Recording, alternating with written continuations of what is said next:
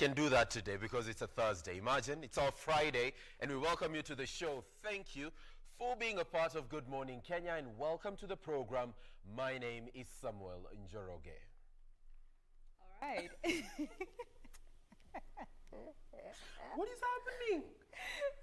We will not talk about what was just happening, but it is the 3rd day of September 2020. We are coming to you live from the broadcasting house here in Nairobi, trusting that you are doing well this morning. You had a peaceful night, and we are always glad that you choose to start your morning with us right here on KBC Channel 1.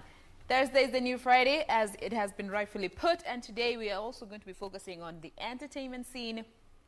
We are going to be having one secular artist and one gospel artist coming to join us in studio. And aside from that, as we always do every Thursday, we get to have conversations revolving around children during our hashtag Kids Talk conversation. And today, it is no different. And today, we're going to be looking at this whole aspect of child labor. And that conversation will be anchored by Regina all the way from Kisumu, where there is a conference revolving around, solutions to child labor, given the fact that that child labor has been escalated with this pandemic. So we will be joining Regina Manyara live from Kisumu for that discussion to just understand what the situation is, what is being done, and what has been done that is not working that we need to do to just change this whole narrative and just know where, or rather draw that thin line between child labor and teaching our kids life skills, because we tend to confuse those two. So today we're going to know how far is too far for each of those two, and when do we need to employ them. So that is a conversation that will be coming up in and not too long. But in the meantime, hashtag is still Good Morning Kenya. But before to be our other handles, Miss D, what's a one? Good morning to you, viewers from whichever place you're watching us from. It's always a pleasure to have you making time to join us every Monday through Thursday here on Good Morning Kenya from 7 to 10. Now, this morning on our roads, as I had promised you yesterday, that we'll be exploring other cities. Yes, not just Nairobi. So this morning we'll be looking at what will be happening in Mombasa County, as well as just a little bit of what will be happening in Nairobi when it comes to traffic. But we get to do that at the other top of the hour. So right now we just want to get into our in the headline segment, but I promise you we will be doing that traffic this morning from a different place, so stay tuned for that to find out how other cities are doing in terms of traffic. My name is Dorina Range. Good morning.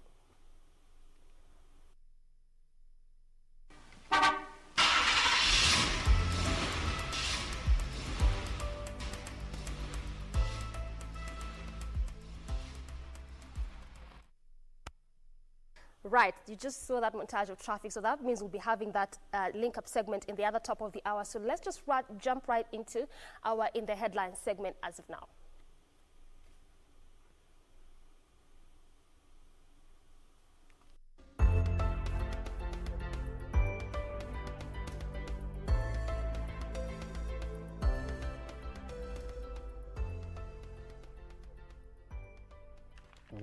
Well, let's begin flipping through the dailies this morning. I have with me the Standard newspaper. It's all about politics and the KEMSA scandal. And this is the headline on this particular daily: Thorn in DP's flesh.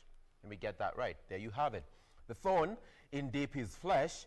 Tormentor in chief, that is Jubilee Vice Chair David Murathe's unrelenting attacks have put the country's number 2 in an almost permanent defensive posture as 2022 approaches. And lately, Ruto is hitting back just as hard. Now, this story is covered on page 8 of the Standard. And just to take a quote from both of these gentlemen, the first one from the Deputy President, which reads that the corruption consultants, brokers and conmen, some bankrupt in 2013 and are now billionaires after looting. The end is nigh. You have nowhere to hide. Moving forward now to another quote by the Jubilee Vice Chair, that is David Murathe, who says, "We care who will come after this president, so we have to sit and skim.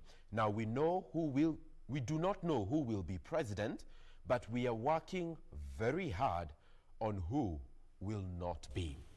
That is the story there covered by the Standard. And also other stories that have been highlighted on this front page is in the hot seat.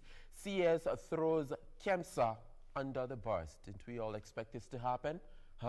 Where Health CS Kagwe and PS Mochache say no money was lost but fault KEMSA of a purchase of COVID-19 equipment.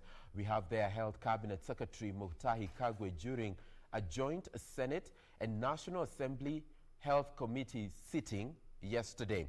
Also right here, given prominence on this front page, is on page 2 of this particular daily, you will find that state has frozen assets of terror financiers. And it's all about the war against terror, where suspects who have been suspects who have pending terror cases had in March been given a chance to defend themselves. Home and away, Magana Flowers yields to scent of real estate in the wake of a shutdown. And as far as sports is concerned, we've got steeplechase. Is Kenya losing her grip? Why Kenya's top track specialty, often billed as a race made in Kenya for Kenyans, is under threat. All that is here on the Standard, or in the Standard, this Thursday. Front page of the Daily Nation. Let's just start with the top stories there on the header. This is in regards to the employment exercise that will be happening in not too long, according to the Ministry of Education. And looking at this exercise that they're going to be embarking on, it is said that teachers who have been on internship are the lucky ones, because they are going to be the first ones to be considered during this hiring process. And they're going to be hiring approximately 11,000, a surplus of 11,000 teachers. We'll be giving you details of that as it has been updated by the Ministry of Education. Still on the top there, looking at what is happening in South Africa, the South African President Ramaphosa has forced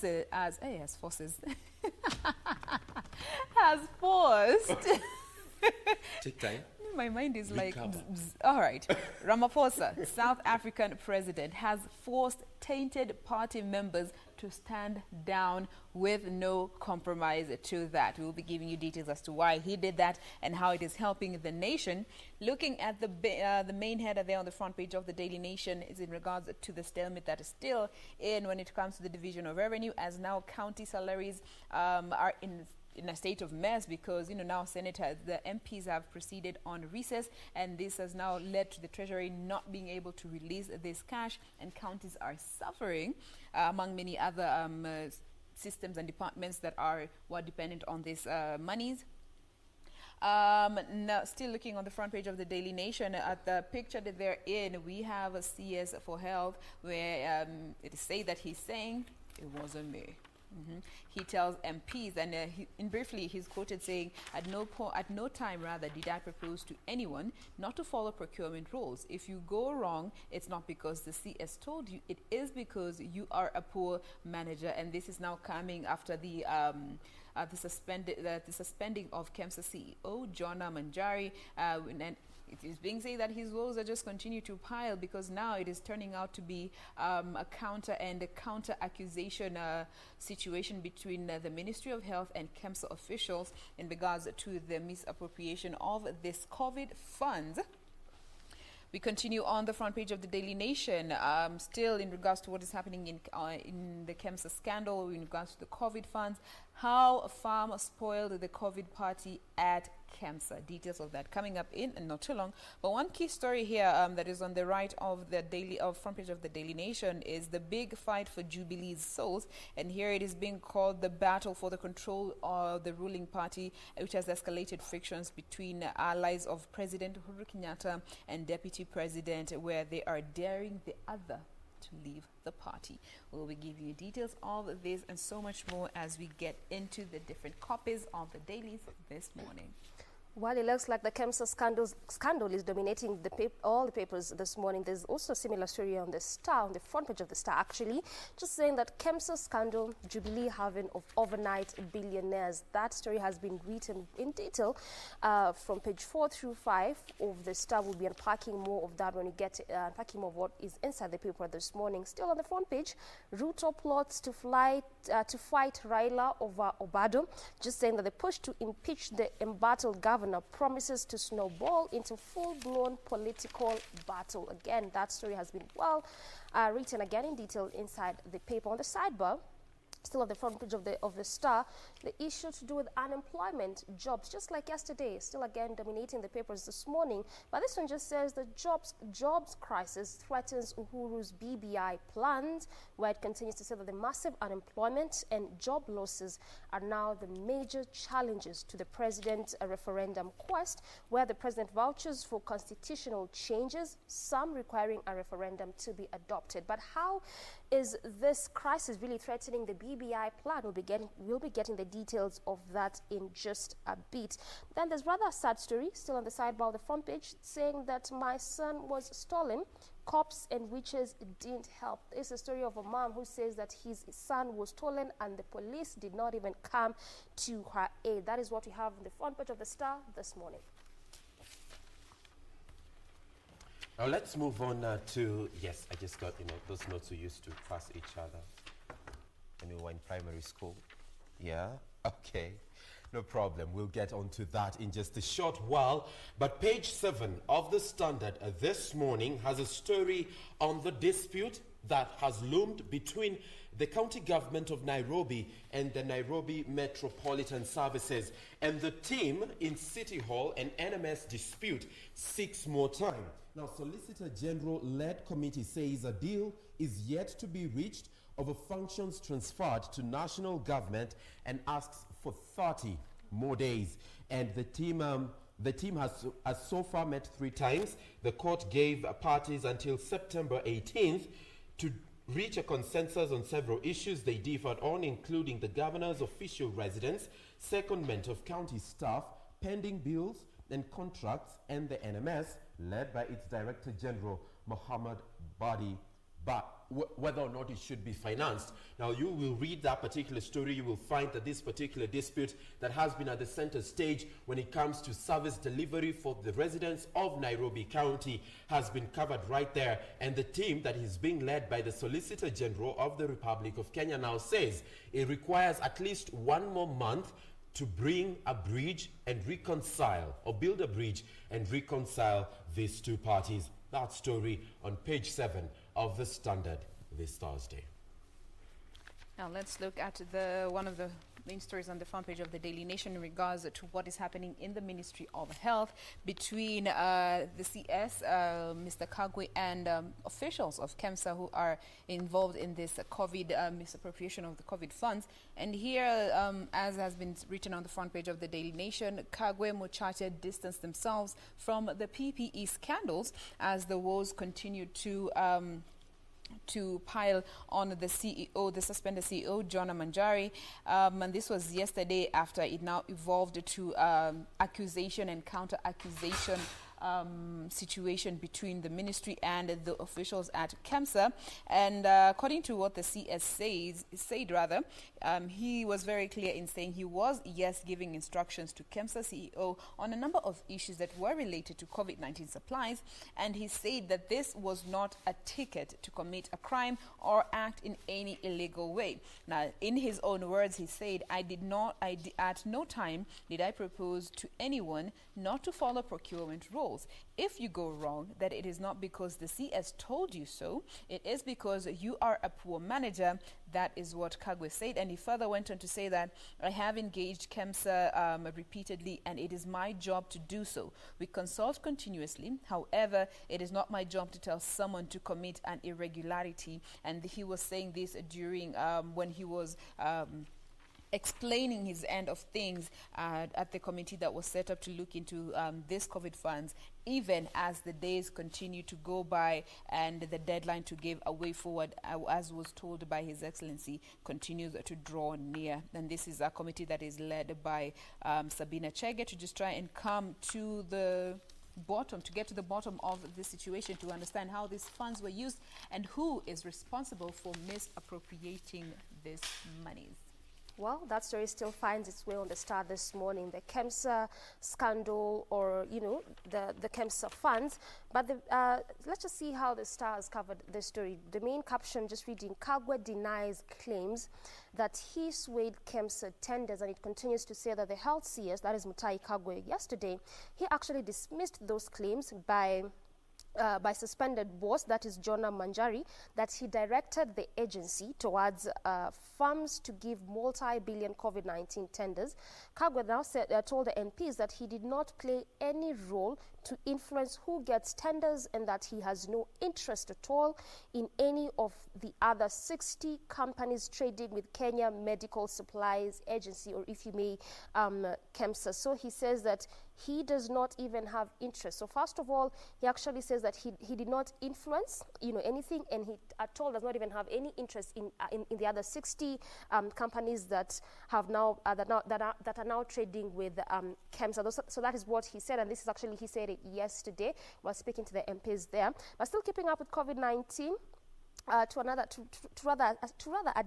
bit of a different story there, but now where Kericho records the second highest number of new viruses infection, and this is just the number of Kenyans who have succumbed to COVID-19 now hit 581, and this is after 4 more deaths were recorded by the Health Ministry on Wednesday. Remember that for a while now we've not been recorded any death cases, but on Wednesday 4 more succumbed to the virus. And so now in a statement, the Health CS noted that 238 more patients had recovered from the disease, 187 from home-based care, while 51 from various health facilities. And now on the flip side, Kericho County recorded the second highest cases. This is after registering 24 new cases. So also what this means is that in as much as, yes, we are recording recovery cases, it is not in any way to say that people should do away with the protocols and the guidelines that have continuously been issued by the government as well as the Ministry of Health.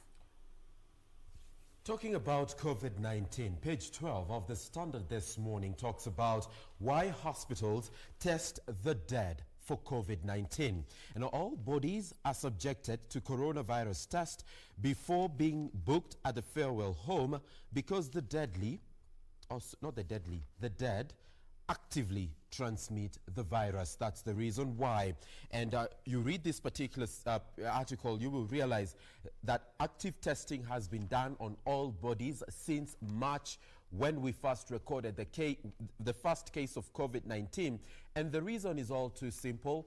The dead actively transmit the virus, and therefore anyone who will handle the body from the time the person dies all the way to the time they're buried, it is all too critical that they are put under preventive measures because of this particular reality about COVID-19. So that is the angle that the Standard has decided to embrace when it comes to coverage of COVID-19 this Thursday. And you'll find a quote there from Moi Teaching and Referral Hospital CEO Wilson Arwasa addressing the press on this particular issue yesterday.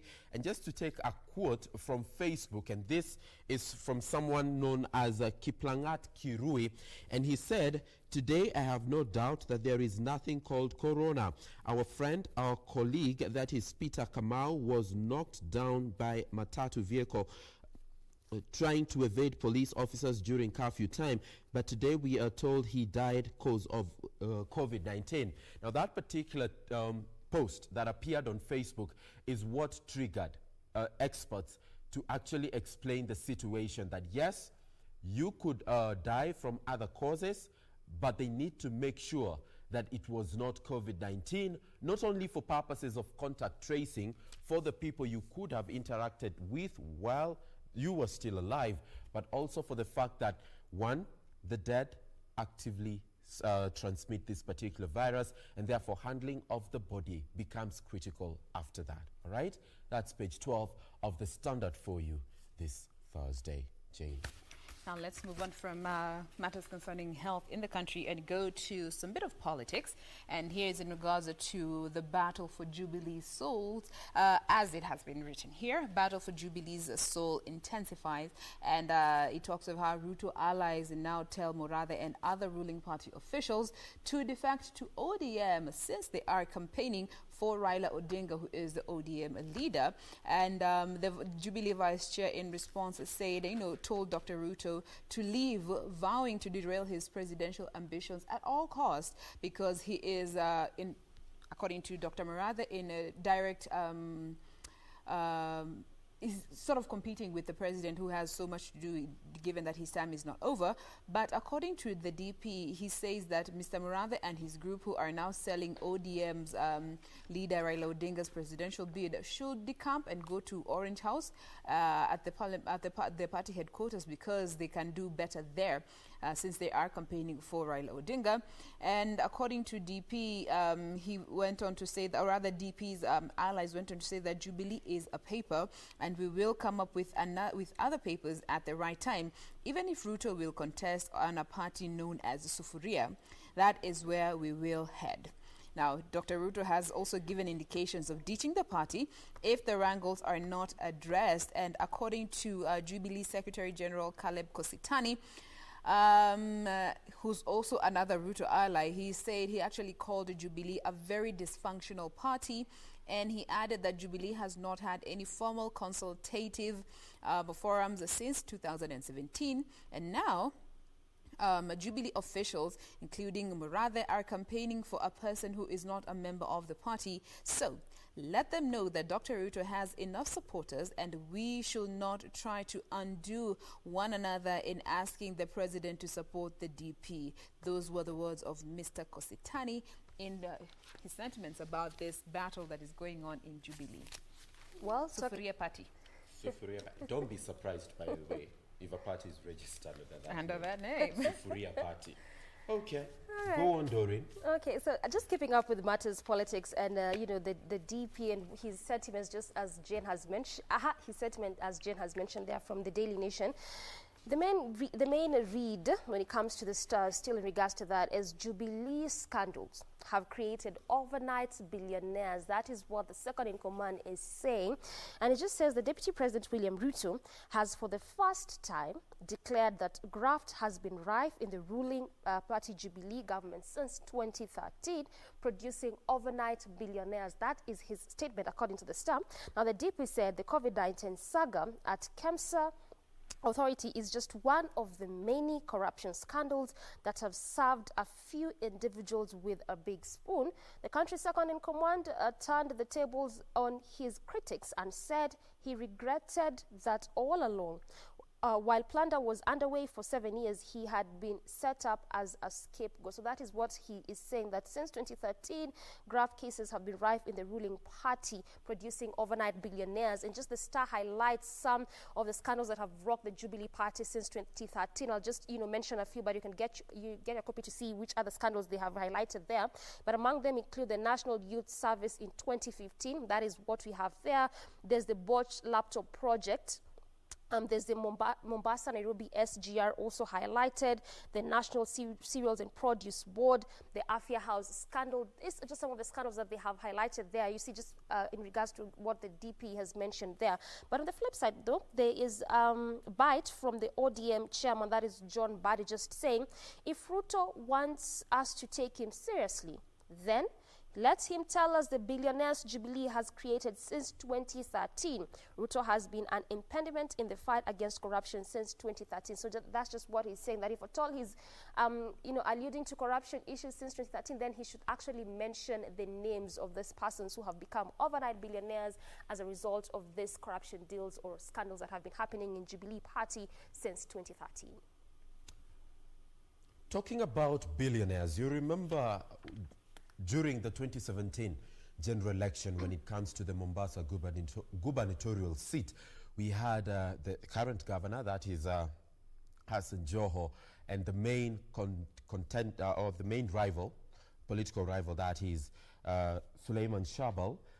And since then, we have seen that particular relationship between the two shape Mombasa politics to a point where the two leaders had to come to the table and have a truce. Well, that truce has bore fruit for the main rival, that is Suleiman Shahbal, as per the Standard this morning, which says, now Joho critic bags 6 billion Kenya shillings deal. And the project, this is Buxton Estate Apartments. It is an area that is supposed to house at least 10,000 residents, and it was in the manifesto of Suleiman Shahbal as well as that of Hassan Joho. And a year after the businessman Suleiman Shahbal and Governor Hassan Joho made a political truce, The former has been handed 6 billion Kenya shillings contract for a housing project at Buxton Estate on the island of Mombasa. And while the governor seeks to use this project for his legacy as he steps out of office in less than 2 years, Shabal is expecting or is keen about using the same project to include it in his manifesto as he plans to succeed Joho in 2022. And he defended awarding this particular tender to him, or this particular project to Shabal, and he says, that is Suleiman Shabal says, if I can mobilize for a 6 billion Kenya shillings investment at Buxton within a short time, then there is no reason why the city cannot attract at least 60 billion a year for different projects. That's the story covered there on page 19 of the Standard today. All right, let's now move on to matters concerning education. And also here on the Daily Nation, we have the 4 billion deal that spoiled the COVID party at KEMSA. As in the grand scandals that we hear, they always deal with B's, not millions. We talk about billions. All right, so let's have a look at what is happening in regards to education here in Kenya. It turns to have the head start in a scramble for TSC jobs, and this is what the Minister of Health the Minister of Education rather has so far confirmed, that they will be giving priority to interns who have been working, because so many teachers do not like the internship program rather has not been given as much popularity due to the considered little pay that it comes with primary school teachers getting paid 10,000 shillings 10,000 shillings, and secondary teachers getting 15,000 shillings per month as their salaries when they are on the internship program. But according to the TSC, this 11,572 vacancies, as were announced on Tuesdays, will prioritize interns who have been actively working, and they are going to be awarded an automatic 10%, which is these are scoring guidelines that are used by the TSC when they're trying to recruit and employ teachers. And they're also going to be prioritizing those who graduated or have been employed for a long time, especially those who graduated in 2012 or before are going to be given also priority. Last year's graduates are also going to be given 15% priority in this employment recruitment exercise. But teachers have until September the 14th to apply for the 6,100 vacancies in secondary schools and 5,474 vacancies in primary schools. And the successful candidates are said to, they're going to be starting their teaching careers in January, as has been so far indicated that schools will be reopening until we get further directions from the Ministry of Health.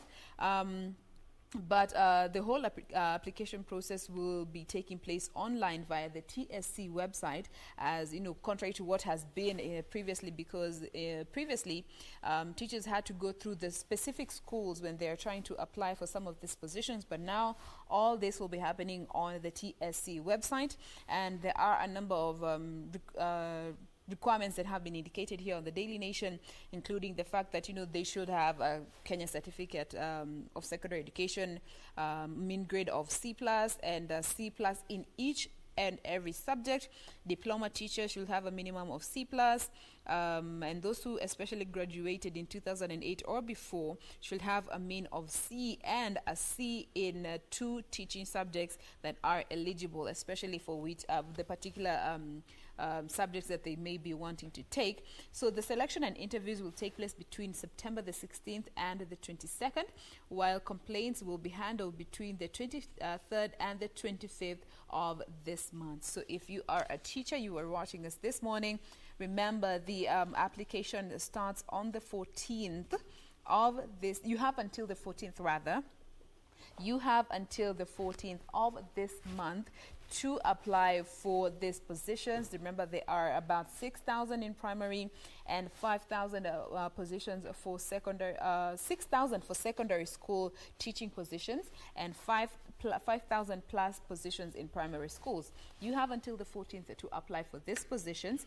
Interviews will take place between the 16th and the 22nd of September. And come the 23rd and the 25th, if you have any issues, that is when they are going to be addressed. So go onto the TSC website, see what are the requirements that have been put forth. If you do meet the minimum requirements, go ahead and apply, and hopefully you will be getting one of these positions. Now, at this point, we want to take a very quick breather, but do stay with us. In the headlines, we'll be back after this quick break.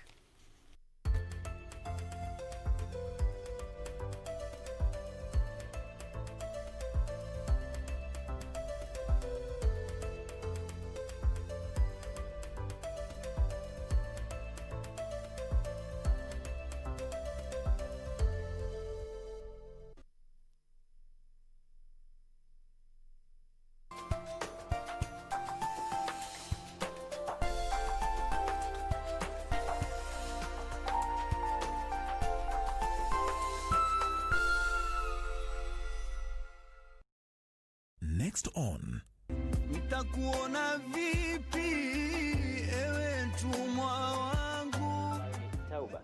Na tauba hii inamaanisha kutubu madhambi yako kwa Allah subhanahu wa ta'ala kwa ukweli.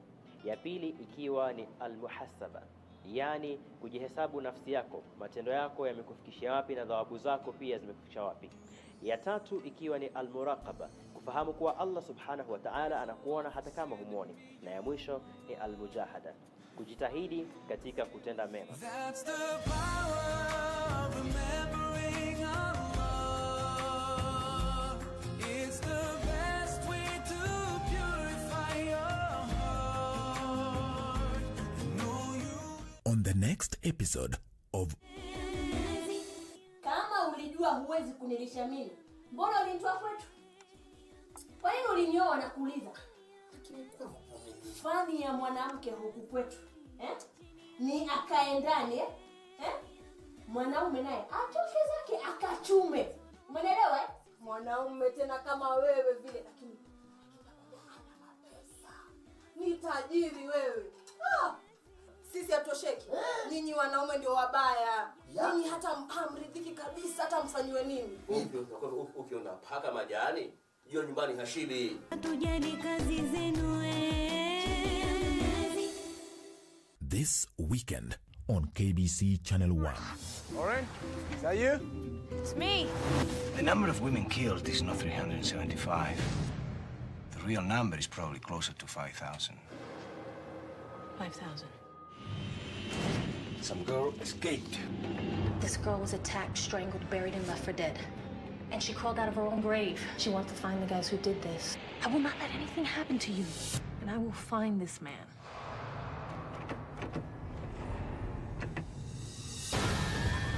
But this is an important story. Your story is destroy her. And they will kill you.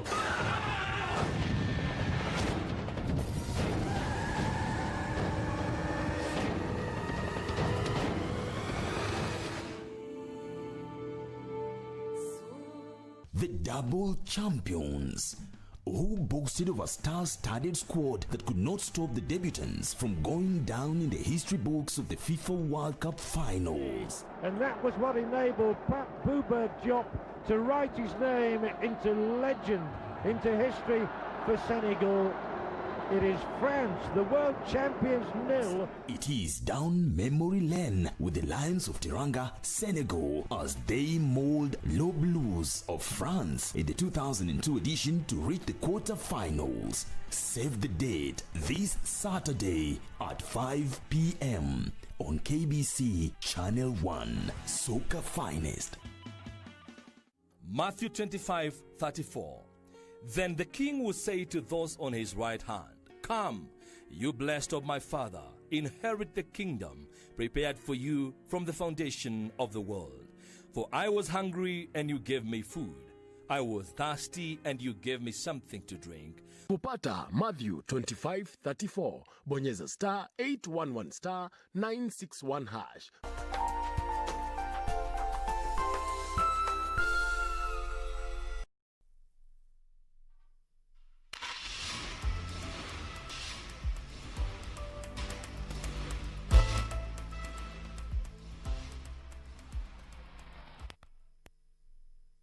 Well, time for our fast traffic click this Thursday morning, and as I had promised you that this morning we'll at least explore a different city, and I just want us to start with Mombasa City, and I want us to start from specifically, this is the around the Moi Avenue. This is that roundabout which just branches off to a number of roads. This is at the heart of Mombasa City, branches off to Nkuruma Road, Nyerere Avenue. So we also have a Nyerere Avenue in Mombasa, just like we have here in the city center in Nairobi.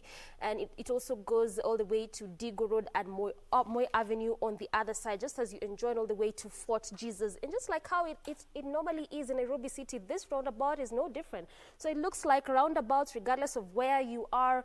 The case in point, especially when it comes to traffic, it is actually no different, and this is in regards to the traffic buildup. Just look at how it's looking like this morning. A couple of minutes past, this is actually what, 3 minutes past 7:30, and traffic just beginning to slightly build up around this roundabout, and especially as you head over to Nkuruma Road, all the way going to the heart of Mombasa City, or the city center there. So that's just where traffic is beginning to slightly build up there. But on the other roads, that is Moi Avenue, on the other side there's Digo Road as well as Nyerere Avenue. On those specific one, there's nothing at all. In fact, just smooth sailing all through on both, on both sides. So what also this means is that if you're coming from these estates enjoyed from Nyerere Avenue, coming from Digo Road as well as Moi Avenue, the other side of this roundabout, then it's just a smooth sailing for you if at all you want to go to the city center there. But if you are heading all the way to Nkuruma Road, then you may just have to make do with the traffic there. But look at this. Around where there's actually traffic beginning to slightly build up is next to Mount Kenya University. That is in Mombasa County and Mombasa City, if you may. And just like how we normally see traffic, even here in Nairobi City, in areas where it's either next to a school or, it's next to a bus terminus, or just next to the large-scale businesses, companies, industries, this is how we normally expect the roads to be looking like. And yes, in as much as schools are closed, both primary, primary, secondaries, as well as campuses, clearly, in as much as all that is happening, but still in areas where it's next to a school, because of the kind of activities around those areas. So it is basically no different at all when it comes to this specific one. This is actually Nkuruma Road, and in the area where the traffic is beginning to slightly build up is just next to the Mount Kenya University there. And this is again specifically just on that lane as you are heading over to the city, the heart of, the heart of Mombasa City there. I want us to look at a slightly different road than this, just past the Digo area next to Tuskys. As you come, this is next to Faza area. Again, that specific roundabout, no different at all from the other one, the Moi Avenue. So traffic again beginning to slightly build up. But also what I'm noting, which is slightly different from what we normally spot, here in Nairobi, is that there's not that heavy traffic, because I can tell you for sure, if I get to look at the traffic in Nairobi City right now, I'll be seeing more of the red and maroon colors, indicating that traffic is either beginning to, traffic is moving at a pretty slow pace, or in some parts just at a standstill. But when it comes to Mombasa City, it's just like a different story altogether, because in as much as yes, there's traffic, it is a manageable kind of traffic, and that is why we are seeing this orange color here. But we haven't quite been seeing a lot of activities in terms of road reconstruction, bridge installation, or NMT, being put in place in this city, just like the way we are seeing in Nairobi. And that's why a good number of Kenyans are saying that this should not just be a Nairobi kind of project where they're reconstructing road, ensuring that drainage systems are put in place, footbridges are being installed, or even NMT being put in place. They should also just extend it to the estates as well as other cities. Also, I have seen other cities trying to do that, especially in Nakuru County. But in Mombasa, there's barely any of those projects, and probably that could be the reason as to why there's barely any heavy traffic, build up there. So in as much as yes, there's traffic, but just a manageable kind of traffic. Coming to Mwembe Tayari Road, again, just past the Digo roundabout, traffic beginning to slightly build up there. And if you can note, more of what I'm saying this morning is just traffic beginning to slightly build up, because what I am seeing and what's just spotting from our map this morning is just the orange color there. Also next to this roundabout as you branch off to Faza Road on the other side.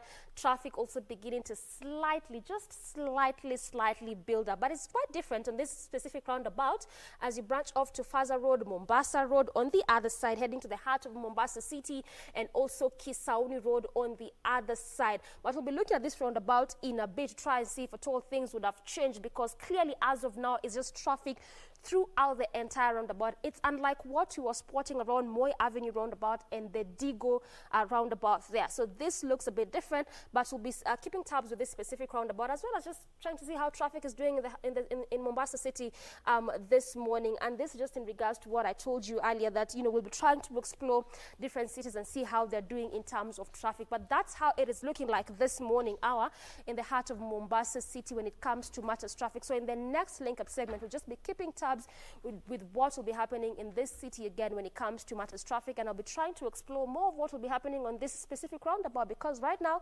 doesn't look that good.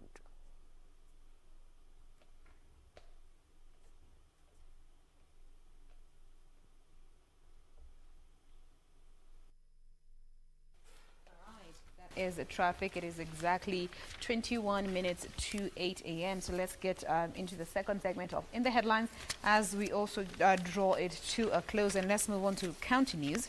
And we start with Murang'a County, where Murang'a and Embu, where doctors have given a strike notice, and the doctors in Embu and Murang'a have issued a 7-day strike notice, accusing the devolved governments of failing to address their grievances, including some of what has been mentioned here, at least from doctors in Murang'a County, is that they have poor working conditions, and they also delayed salaries and promotions as well. And according to KMPDU Secretary General, he accused the Murang'a County officials for discrimination when it comes to the promoting process, saying that they are the administration hires new doctors in higher job groups without considering those who have already been working, and some have actually not been promoted for over a decade. They've just been in the same job group awaiting promotion, and they are also saying that they are overworked and demoralized by the county, the devolved unit, the shared devolved unit, and saying they given these 7 days, they will down their tools if their grievances are not heard and attended to. Now, let's move on to a different county before we get to look at the other dailies. And we go to Tharaka Nithi, where facilities have been staffed and fully equipped. Now, hospitals have been put up in place to help improve healthcare delivery services in the rural areas. And looking at Tharaka Nithi, the governor said that this move to, put up more facilities which are fully equipped and staffed is all in an effort to ensure that people do not have to travel long distances to get these services. Now, Governor Muthoki was speaking when he was unveiling 8 new dispensaries, also just as I said, in a bid to bring services closer to the residents. And most of these facilities are in the Tharaka Nithi constituency at Mayomponi, Karutuni, Manyanga, Nkomaru, and Muramba wa Mbogo. These are the areas that are hosting these new dispensaries. And he said that the facilities have been equipped with adequate staff, adequate equipment, and at level 4 hospitals at Chuka, Marimanti, Magutumi, and Kibunga. Those are the areas that will be hosting level 4 hospitals. And one last picture here that I want us to just have a quick look at before we finish up with the county news segment here on the Daily Nation is in regards to, the children, given that they are at home during this time, and so many of them are say not to be able to get onto this online platform that we have been embarking on. Teaching has been taken onto this online platform, and not many of them, this new platform hasn't accommodated as many pupils as we hoped it would be. Now, pictured here on the Daily Nation, there are 3 children. That image will be coming to your screen in a bit. There are some 3 children here who are going about what might be their new normal, engaging in what they term as, part of their responsibility. And looking at that specific picture right there, those children are actually gold mining as schools remain closed due to COVID-19. And this is just another day in their lives. This is happening in Igembe village in Vihiga County. They are said to be doing this to help their parents earn a living even as they wait for schools to reopen. And just looking at this particular image and in line with the conversation that we're about to have today on KBC Kids Talk, trying to draw the line between teaching your children life skills and child labor. In as much as, we do not understand the situation that these children may be in, and here they're just going about their day to help their parents earn an extra coin just to keep them fed, keep them clothed, and having a roof over their head. And there's this whole conversation about child labor that has been on a constant rise, especially during this time that so many children are at home. And we just want to help you better understand what is child labor and what is teaching your skills, life skills, and just know where to draw that very thin line, because situations are different, circumstances are different, but when does it stop to be teaching your children and it being child labor? Question mark. And our sign language interpreter today is Jane Wamboy. Oh my goodness. But you know what? Social effects of COVID-19. We're debating. I can't believe she's actually doing that. But it's okay. We're debating on the social effects of COVID-19. And for some reason, that story is on the front page. Not the front page, but page 20 of the Standard today. Talk about the social effects of COVID-19. You may think churches, you may think weddings, funerals, and all that. How about rite of passage? Okay? It has become tradition. Mtoto akimaliza class 8, mtoto wa kiume anaenda kutairi. What will happen this year? Is that exercise to be postponed to next year, or do they still go ahead and do it? As we keep trying to figure all that out, sorry about that, as we try to figure all that out, let's lay focus on a story that is on page 20 of the Standard today, when rite of passage means death and injuries for the initiates. And many candidates and caregivers die or are seriously injured every year in circumcision-related circumstances. And notable cases there, 2 initiates died in Lundi, Kitui County in a botched circumcision. Julian Kanyoro, an initiate from Kandara, Muranga, died following a beating. 11 initiates from Kahuro, Muranga undergo corrective surgery. This is in 2019. In 2018, Benjamin Kuria, 17, from Lare in Joro, also died after having gone through circumcision. So these are some of the stories that have been highlighted there by the Standard this morning, and also the fact that when the rite of passage means death and injuries for initiates. And before I move to the counties, let me just look at this story which was on the front page of the Star this morning. This is in regards to matters unemployment and the job crisis here in the country, which is a conversation that we keep having all the time. Just like, what is the solution for that? Now, the main caption just reading, job crisis threatens Kenyatta BBI plan. That is the big read there, and saying that massive unemployment and job losses are actually the major challenges to President Uhuru Kenyatta's quest for a referendum. So it looks like this is about to pose a very big challenge for this quest of a referendum, which is being talked about constantly. But it continues to say that the president vouches for constitutional changes, some requiring a referendum to be adopted, while the former PM Raila Odinga, his political soulmate, also backs this push for a referendum to amend the Supreme Law.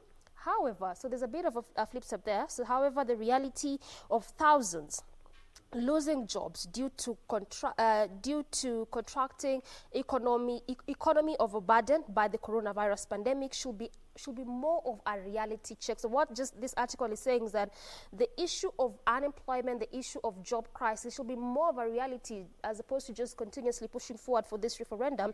And it further on says that the latest Kenya National Bureau of Statistics report reveals that reveals up to 1.7 million Kenyans have lost jobs already and are pushed to the edge for survival, joblessness is indeed a ticking time bomb, according to politicians and analysts. So this is not just a report by the Kenya National Bureau of Statistics, where about 1.7 million Kenyans have already lost their jobs, but this report is also just being seconded by politicians and analysts, saying that the issue of joblessness is actually something that we should be thinking critically about as a country, not just continuously thinking about the push for referendum, but the issue of unemployment and how we can solve that should be one thing that we should be putting more focus on as a country. Now, I want to move to the counties now.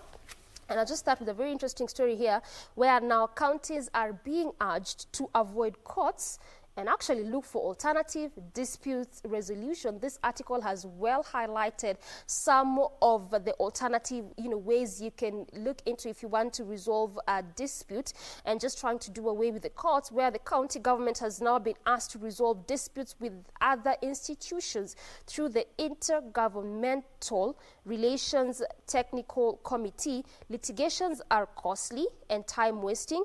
So the interim chairperson, John Burugu, says that is the chairperson there, says that in Naivasha, and appealed to counties to avoid courts in dispute resolution, saying that courts are a bit costly and there's always alternative ways that which people can solve disputes which are less costly. Just like I mentioned, this article has well stipulated some of these alternative ways or means in which people can solve disputes, but just trying to do away with the courts. Now let's come to Nairobi County, where the NMS and City Hall are still yet to resolve the staff transfer and finance issues. We've been, seeing a lot of squabbles between the NMS and the county government of Nairobi. But now this push and pull between Nairobi Metropolitan Services and City Hall over finances and staff condemnment continues despite 3 sittings.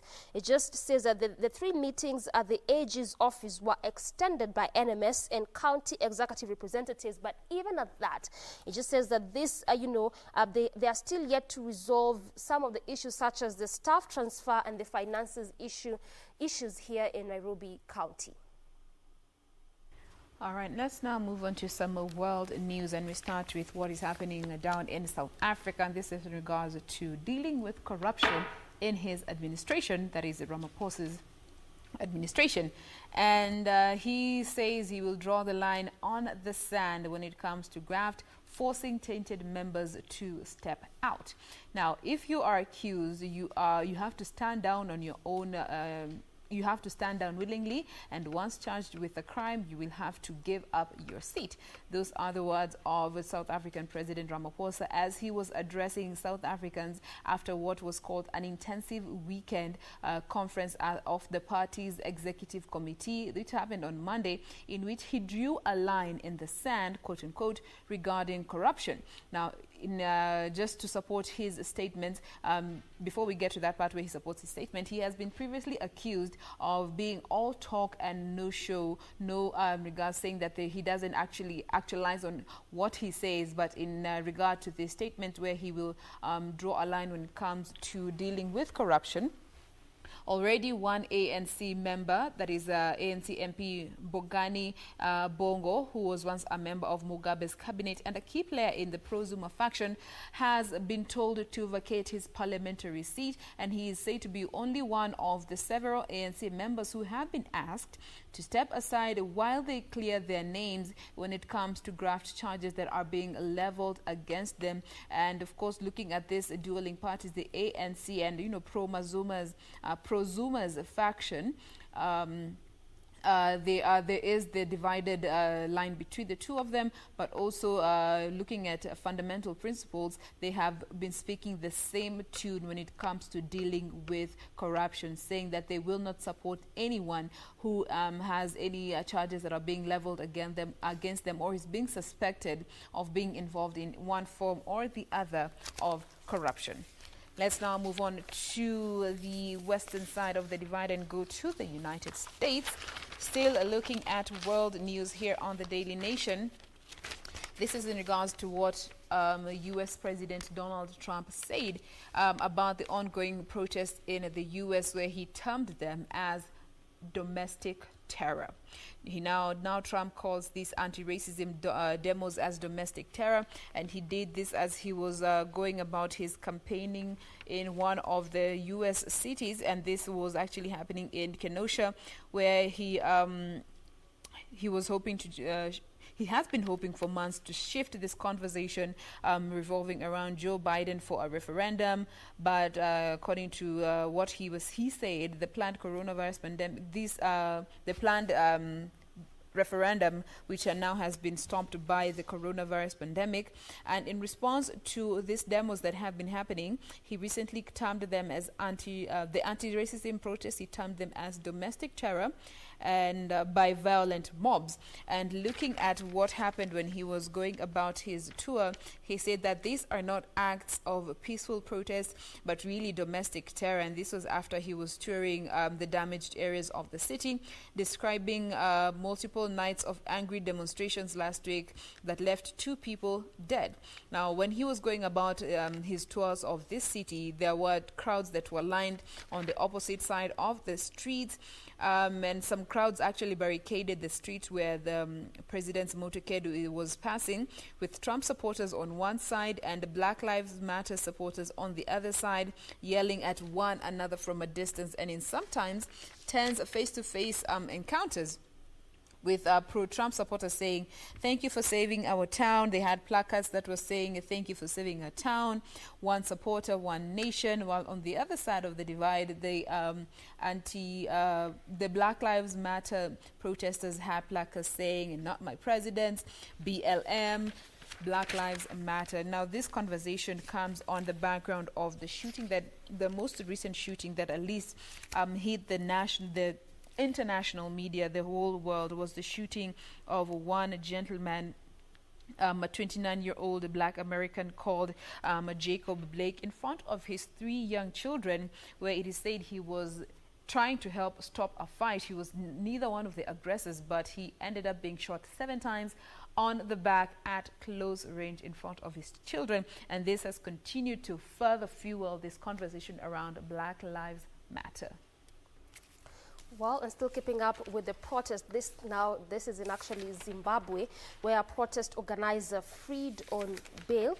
And this is now Zimbabwe's High Court granted bail yesterday to an opposition politician who was detained after calling for anti-government protests in July over corruption issues in the country and the worst economic crisis in more than a decade in that particular country. This is actually in Zimbabwe. The name of the opposition politician is Jacob Ngarivume, who was arrested alongside with the journalist Hopewell Chino. This actually was on July 20th on charges of inciting violence. Ngarivume had called for protest on July 31st, and Chino, who was the journalist, had actually written about this protest. So the two had been taken to court but now released on a cash bail. This is after 3 attempts in which it had failed, and now the Zimbabwean opposition leader is barred from posting on Twitter until case is finalized. That is actually what is being said there. But whatever the charges, just because of, trying to protest against issues of corruption in the country and the bad economy that is hailing Zimbabwe country there. Coming to Uganda, where the Uganda destined cargo to now cost more as corona fee takes effect, and this is just where traders in that region now face higher transport costs as the Ugandan government starts charging truck drivers for COVID-19 tests. And this specific directive was to take effect as from September 1st, where truck drivers have now need to part with $65, which is equivalent to about 7,039 Kenyan shillings, and this just to get tested for COVID-19, a move that will push up the already high cost of transport and doing business in the region. It is already difficult for business people and even for truck drivers there with all the delays that comes with this testing. But now it looks like it's even going to be more sad, because now they have to pay for them to be tested. That is in Uganda. All right, now one final story before we get to close in the headlines, and this is looking at the state of businesses here in Kenya.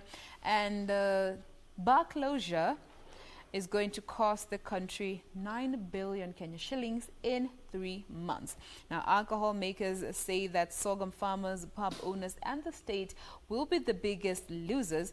And according to alcohol manufacturers and distributors, they are warning that this continued closure of bars will cost the workers, sorghum farmers, and the government approximately 9.1 billion Kenya shillings, and some 57,000 jobs are going to be lost in just 3 months to September, unless the businesses are reopened with immediate effect. Now, the measures that have been put in place to just try and curb the spread of COVID-19 have hurt the sector, triggering a reduced demand for the products, and such as the products that are used in the manufacturing of alcoholic beverages such as barley and wheat, which are used to manufacture this. They have been hardest hit, especially the farmers who are in this particular farming business. And of course, this comes at a time where pubs, entertainment, joints and restaurants have been shut down, with reports from the association saying that about 80% of its members are going to risk closing permanently as operating costs such as rent continue to pile on them. Now, looking at the financial implication, it is said that it's going to cost about 9.1 billion Kenya shillings in just 3 months. When it's broken down, the national government is going to be losing approximately 5.88 billion Kenya shillings, which would have rather gone to excise duties, value-added tax, and exercisable goods management fees. Those are estimated to coming to be around 5.88 billion Kenya shillings. And the county governments are also losing big, when here indicated that they're going to be losing approximately 3.4 billion Kenya shillings if the bars and entertainment joints continue to stay closed. And this ripple effect is going to trickle down and consequently hurt the farmers the worst rather. So that is what is happening in terms of business. And with that particular story, we have come to the end of this first segment of Good Morning Kenya. This is In the Headlines, where we get to have a look at what the different dailies have for us today. Right now, we believe you are better positioned to go about and grab a copy that you feel best resonates with you. So right now, we take a quick breather, but we'll be right back with another quick look at the roads before we get to further discussions here on Good Morning Kenya. Do stay with us.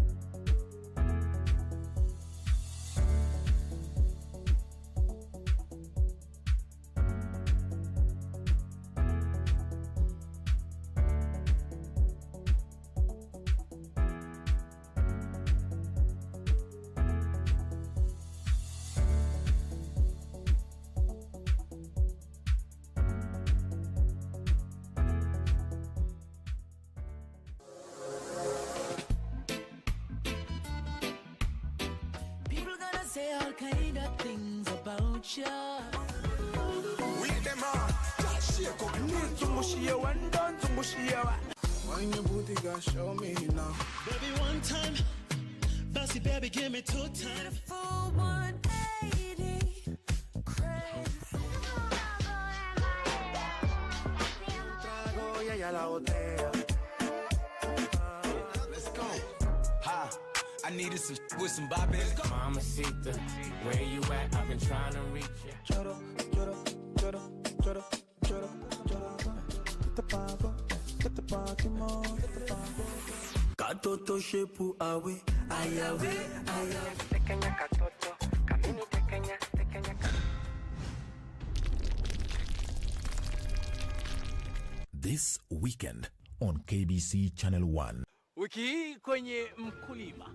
Sasa mimi huwa tunaenda nikikamua ng'ombe wangu, ninapima maziwa lita 1, natengeneza na 20 liters of water na sabuni. Sasa na squeeze hivi sabuni natoka povu, nikiweka nikinyunyizia mimea yangu haiwezi haribika.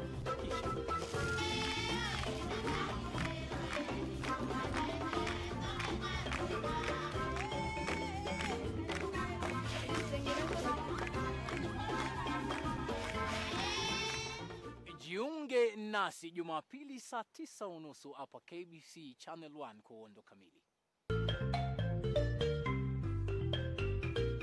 Next on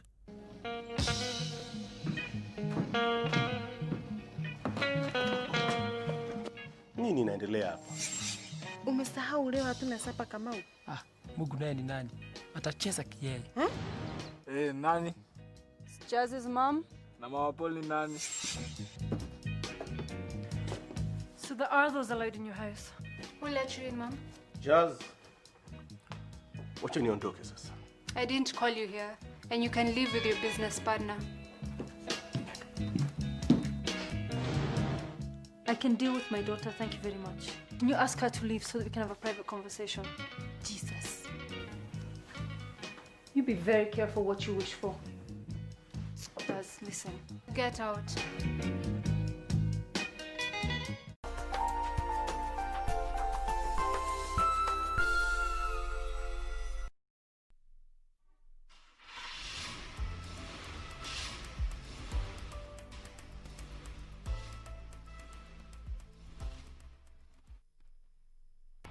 And at 4 minutes past 8 a.m., time for our second leg this morning. So let's just briefly look at how the roads are doing when it comes to traffic in Mombasa City, since that is our focus this Thursday morning. And I had said that I want us just to look at how this roundabout is doing next to Faza Road, because earlier on, it didn't look that bad because it was orange all through, just indicating the traffic was beginning to slightly build up there, but a manageable kind of traffic.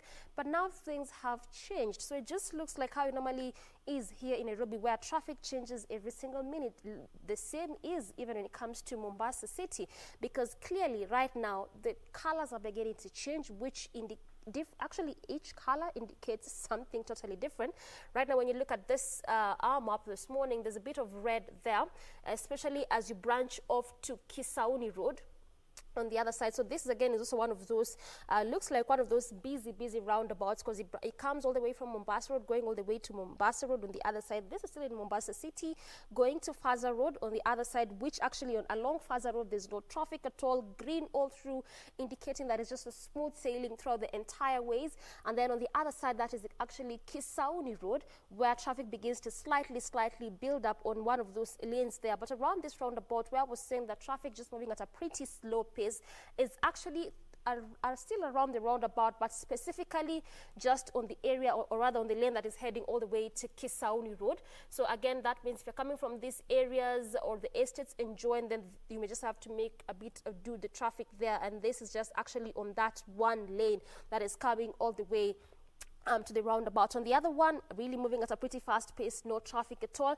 And also where I'm beginning to see traffic beginning to build up, because that is where we're having the orange color. But the sad bit is that this is actually on both lanes. This is after you leave the roundabout, coming all the way to Digo Road on the other side, just next to Mwembe Tayari Road, as you head over to the city there, or Mombasa City, or in the heart of the city there. So that's just where traffic begins to build up, but it's just again manageable kind of traffic. So it just looks like, yes, in as much as there's a bit of a gridlock in Mombasa City or even around the city center there, it's quite different from Nairobi, because oftentimes, and even I can tell you for sure, if I check traffic in Nairobi City right now, I'll be seeing something totally different. But as I had mentioned earlier during our first link, is that we have not really been seeing a lot of road activities, and this is in regards to either road reconstruction, footbridge installations, or even non-motorized transport system being put in place, or even drainage system along in the city, like how we normally see, or how we've seen in Nairobi. And also just what I was saying earlier on is, is the same case as what Kenyans are saying, that probably we need to extend these roadwork activities to just beyond Nairobi. But I believe this is a project that the Kenyan Urban Roads Authorities as well as the Kenya National Highways are looking into, because we've seen a lot of works in Nairobi, but we believe again also in cities such as this one we'll be seeing such works. But look at this. it has changed again. This is actually a long Faza road after you leave the roundabout. It was green all through, indicating there was no traffic at all, but right now things have changed altogether. So the case in point in traffic just looks like to be the same in the sense that it changes every single minute, because as of now here along this route, before you get to the roundabout, as you head over to the city there and even branching off to Kisauri Road, there's just traffic beginning to slightly build up, specifically on that lane that leads you all the way to the roundabout as you head over to the city there. And also something has changed again. This is actually along Kisauni Road, where the red color just turned to orange, so indicating that the traffic that was moving at a pretty slow pace has changed, and clearly as of now, in as much as yes, there's traffic, but again just a manageable kind of one there. But that is how the roundabout is doing. So it looks like the case in roundabouts is no different at all, regardless of where you are or the city or the county in which you are, because it just looks like to be the same. And it's because of obvious reasons. I keep telling you, oftentimes the roundabout connects to a number of roads, and just from what you've spotted there along that one, just like how it was around Moi Avenue, roundabout, Digo roundabout, and as well as the one next to Faza, you have just seen from yourselves that actually connects to a number of roads. So clearly there's no difference at all when it comes to roundabouts there. So that's how our roads are looking like this morning in terms of traffic. And as I mentioned, just our focus being on Mombasa City this morning, traffic doesn't really look that bad in that city. So that's how it is this hour when it comes to traffic in Mombasa City. All right, the traffic marshal A1D right there, giving you a look at the roads right now. It is exactly 9 minutes past 8 a.m. and we want to get started with the day's discussion. Remember, the hashtag we are using is Good Morning Kenya. At Jane Wamboy is my handle, at Dorina Range, my colleague, and at Sam W. Njoroge, my colleagues here in studio, as well as Ray Manyara, who will be joining us in the beat all the way from Kisumu, and that is where we are going to be. She will be doing our interview today in regards to KBC Kids Talk. The hashtag KBC Kids Talk will be happening today all the way from Kisumu, and today's topic of discussion is in regards to child labor. Where do we draw the line between teaching our children life skills as they help out with the family, especially during this time, and when does it resort to child labor? That is the answer, the question whose answer we are going to be seeking with Ray Manyara all the way from Kisumu. Ray, take it away.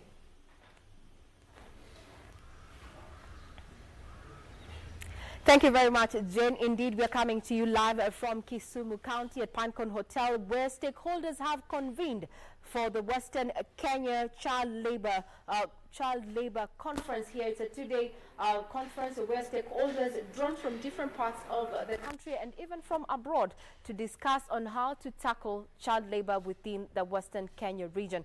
I'm Regina Manyara, glad to have you on board. Now, without further ado, let me introduce my guest this morning. On my far left, we have Michael Achieng, who is the coordinator of the Kapunja Child Labor Free Zone in Kisumu. Thank you, sir, for your time. Thank you. Next to him is Tekla Vivian Achieng, who is an anti-child labor ambassador. Thank you very much, Tekla, for availing yourselves this morning. Thank you. Now, we're talking about matters of child labor, and I want us to start off with you, Michael. Now, from where you sit, what do you think, what factors are fueling child labor within the region? Yeah, definitely. I'm Michael Achieng from Kisumu County. I coordinate child labor free zones in Kisumu. There's more than 4 zones. Yeah, things that are really fueling the child labor in these zones are many. I'll mention some which are very critical.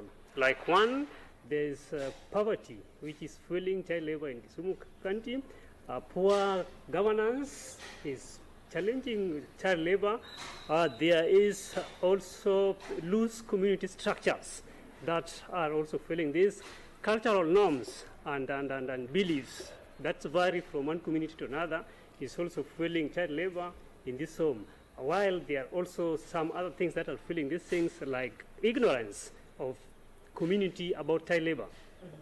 Now, what does child labor, when you say you are the coordinator of Kapunja Child Labor Free Zone, what does a child labor free zone actually mean? Child labor free zones is a zone whereby every child is accounted for and every child is in school. It's a zone where every child is in school, regardless of the background.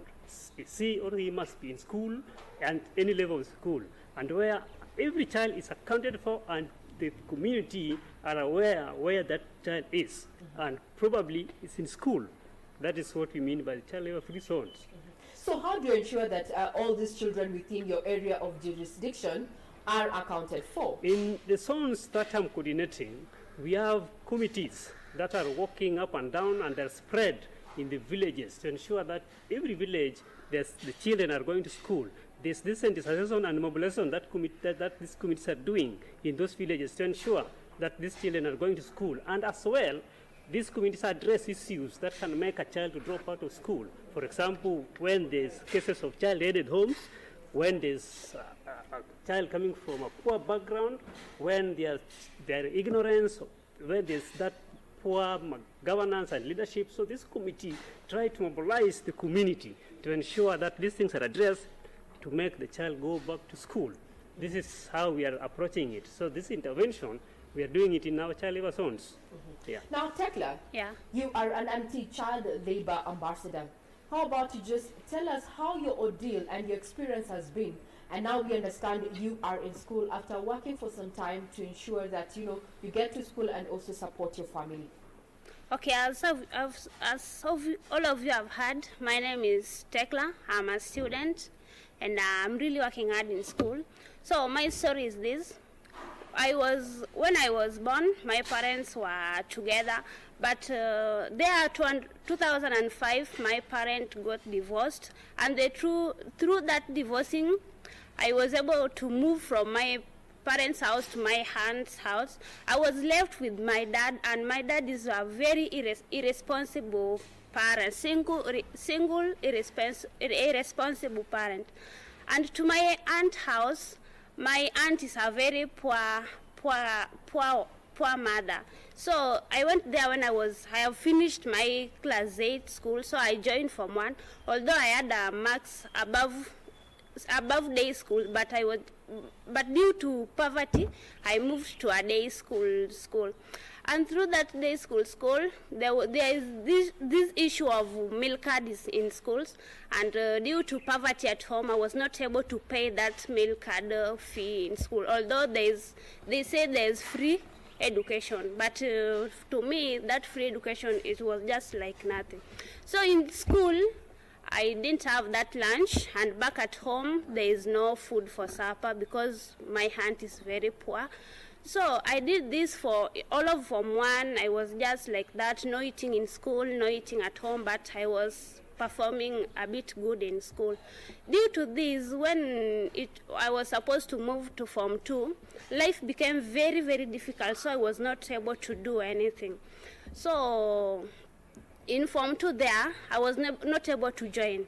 I had a friend of mine, and their family is a bit rich, so I had to move from my house to where my friends live. And there, I used to work for people, clean for people their clothes, bring for them water, not remembering when, not knowing that I'm supposed to go to school.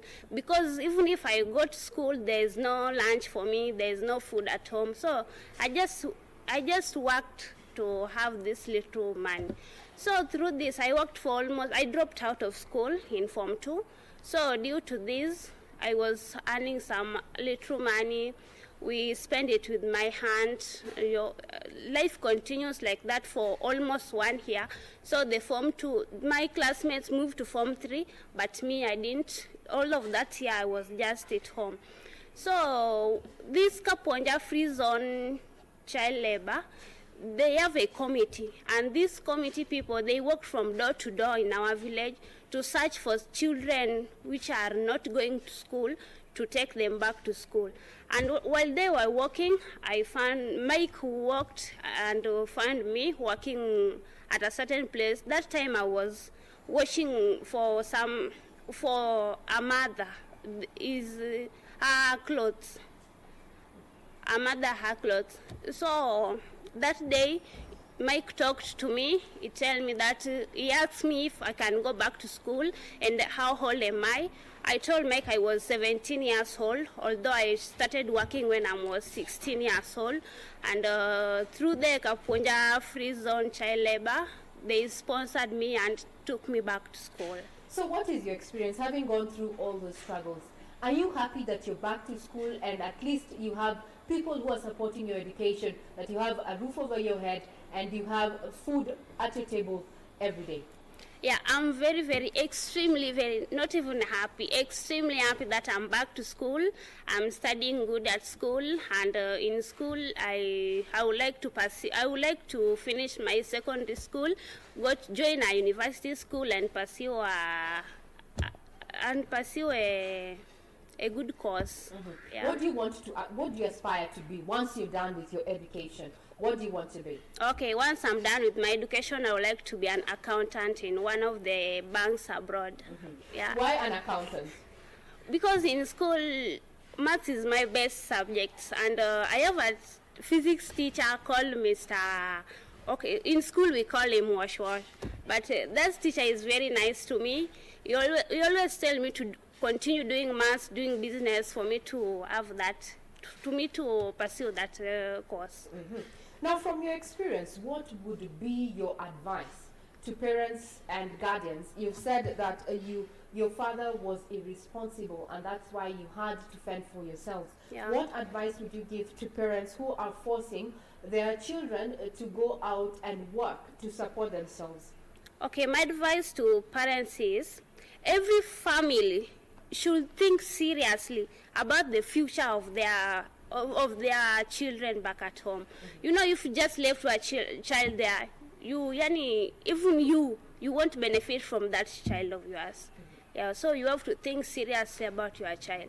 Yeah. From where you sit, Tekla Vivian, you're an anti-child labor ambassador. Yeah. Working under the Kapunja, or rather associated with the Kapunja Child Labor Free Zone. Yeah. Going forward, what do you envision for Kapunja in terms of child labor among your peers?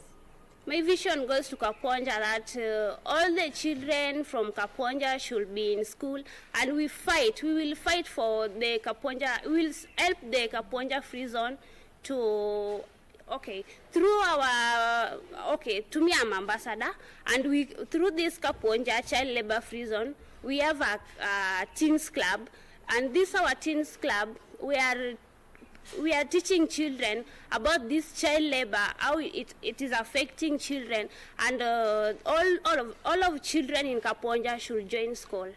Yeah. Now we've heard from Tekla Michael there, and she's appreciating what the Child Labor Free Zone has done and changed her life. Now we've heard about the issue of poverty and also irresponsible parents. From where you sit then, what role can parents play to ensure that their children do not get engaged into child labor activities? First, parents, they must know that they have responsibilities, and that is why they are giving back to these children. That is the first point.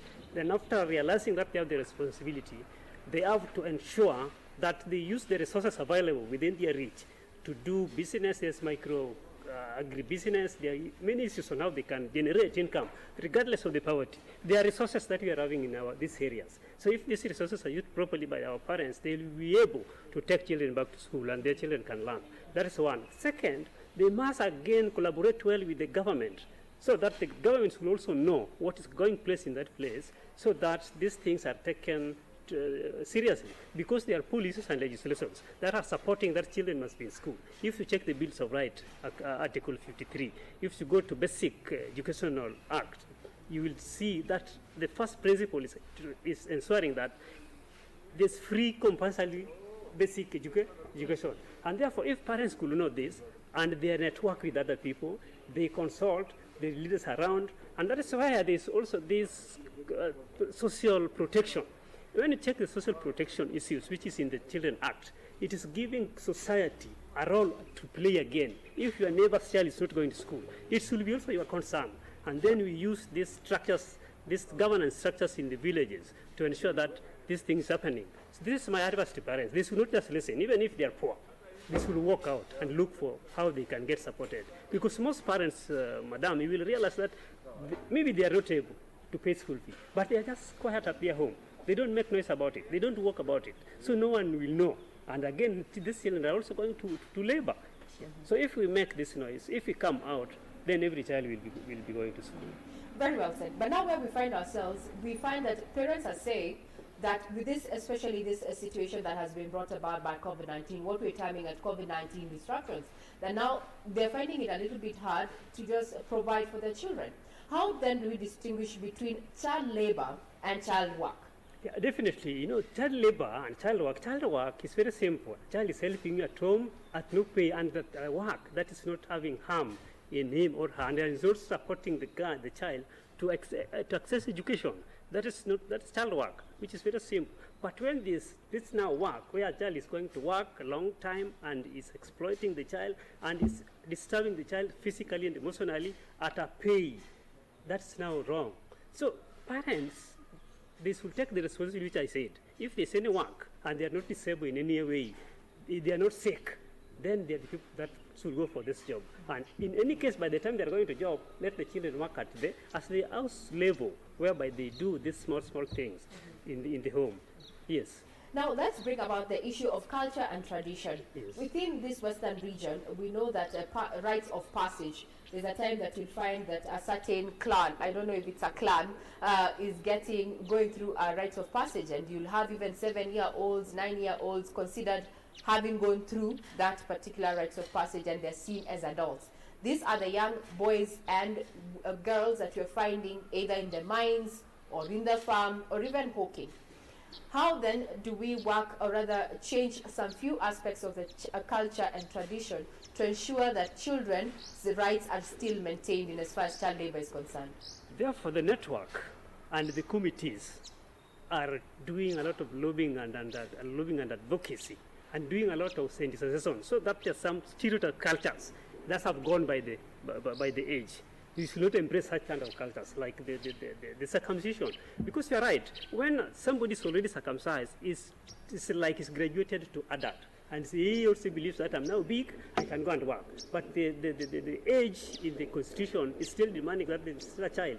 So we should do a lot of advocacy and sensitization, so that this culture, these stereotype cultures, to be abolished, to give our children room to go to school and be children, because a child must be a child. Time is coming when they will be doing all those things. Yes. Now, you have 4 child labor-free zones under you as a coordinator. Yes. What challenges are you going through or meeting to ensure that these CLFs continue performing? Yeah, there are challenges that we are facing while we are now coordinating or when we are doing these things. This perception in the village, when you go walking up and down talking about labor, this community perception that maybe you are paid a lot of money and now I'm poor, you want to take my children to school, who is going to pay that fee? And again, at times, me as a coordinator, I cannot be able to pay somebody's fee. I cannot be able to buy clothes for anybody, uniform. But if you are just going that you are advocating and you cannot provide a solution, immediate one, for the child to go back to school, it's a very big challenge. Second, our leaders in the society, they have refused to take their role. So it's like you are double doing this thing. You are taking the role of the leaders, and you are also doing your role as a supplementer of the government policy. So if leaders can come in and help us mobilize that local resource in the village, then our work will be easy. Yeah, but they are not doing it. We see we elected leaders, there's the MCA in some areas, they even don't know that there's child labor in the village. When you see them in public participation, when you see them when they are talking, they don't have any manifesto talking about child labor as their individual labor as MCAs and other leaders. So these are the challenges. Come to religion, come to other structures, even some provincial administration. Let me interject there. Now that you've mentioned the religious sector, from where you sit, then what role can the religious leaders play to ensure that we eradicate child labor? Yeah, this will also know that taking people to heaven is also helping somebody to be grateful. Not only spiritual, that you are preaching Bible alone. This is now out of Bible. And I believe even inside the Bible, there are some phrases that are talking about children. This will be also using these phrases from the Bible to talk about child labor, and also have committees within their religion set up that are talking about children and child labor and other issues in every religion. Because most religion, when they go to pulpit, they only pray, they only read Bible, and then they go home. Yeah. So this, if everybody can embrace this, in calculating children issues in every forum, be it religion, any forum, then we will be good to go. Yeah. Now, Tekla, well, you were working during that time when you were working, trying to just make ends meet. Did you encounter other children who are also working to ensure that they meet their daily needs? Yeah, there's children outside. Yeah, we are still working. Yeah. And what do you think now with this establishment of the child labor-free zones then? Have you seen a change that there are now more children going to school within your region? Within my region, there are still some, but due to this our club, K-Teens Club, we will support the committee of this Kaponja Child Labor Free Zone to help them notifying where these children are working and they will be back to school. Now going forward, in your perspective, Tekla, how or where do you think you need assistance? As a child, as a person who's gone through the system, where do you think we need assistance? Pardon? Where do we need to correct, or rather so that we can support children so that they do not get into child labor activities? Okay, we have to talk to these parents. Most of the irresponsible parents. Parents must be responsible to their children, and they must talk to their children that before you reach this age, let someone not call you to go and work for him or her. Yeah. Instead of employing you, they should employ your parent. Or instead of employing a child, they should employ the parents, the adult in this situation. Now, Michael, as we're working towards winding up this particular conversation, from where you sit, you've handled these children then. Going forward then, how do we connect the links and ensure that child rights are protected within this region in the perspective of child labor? Yeah, definitely networks. And networks of not only one particular group, variety of organizations, right from private sector, government, civil society, faith-based organizations, local leaders and structures. If you can have a network in each and every village, because I believe, Regina, that each and every village is represented by structure of the government. Even the president is having a representative in the village. Yeah, Nyumba Kumi issue. All these people, if you can have forget about the bigger network in the national levels or in the country levels, network in the village level, which is meeting annually, which is meeting almost monthly to be discussing issues of child labor, to be discussing issues of children, then these networks can be strengthened. They can be strengthened by empowering them through capacity building. They can be empowered through on how they can mobilize local resources, how they can lobby and advocate for the police legislation, and again utilize well the resources that are given to children. For example, the bursary, is this money is for children. Yeah, if these local networks can be empowered to do those ones on behalf of a child who is unable to get access to those information, because some other parents are also unaware of even the National Affirmative Action Fund. They are unaware of some other small fund that should be coming to the children. So if this citizen is done and these networks are centered in the village level, I mean, exercising a network in the village level, we will be solving this because it's that grassroots where these children are. Yeah. And again, the private sector who are also taking a major role in employing these children. This will also be synthesized on the international labor laws. I learned that there are some employers that are also ignorant about the labor laws.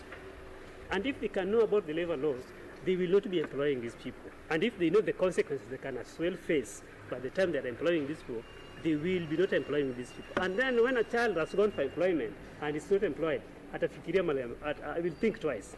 The second thought may be going back to school, because still you're not having money, nothing to eat.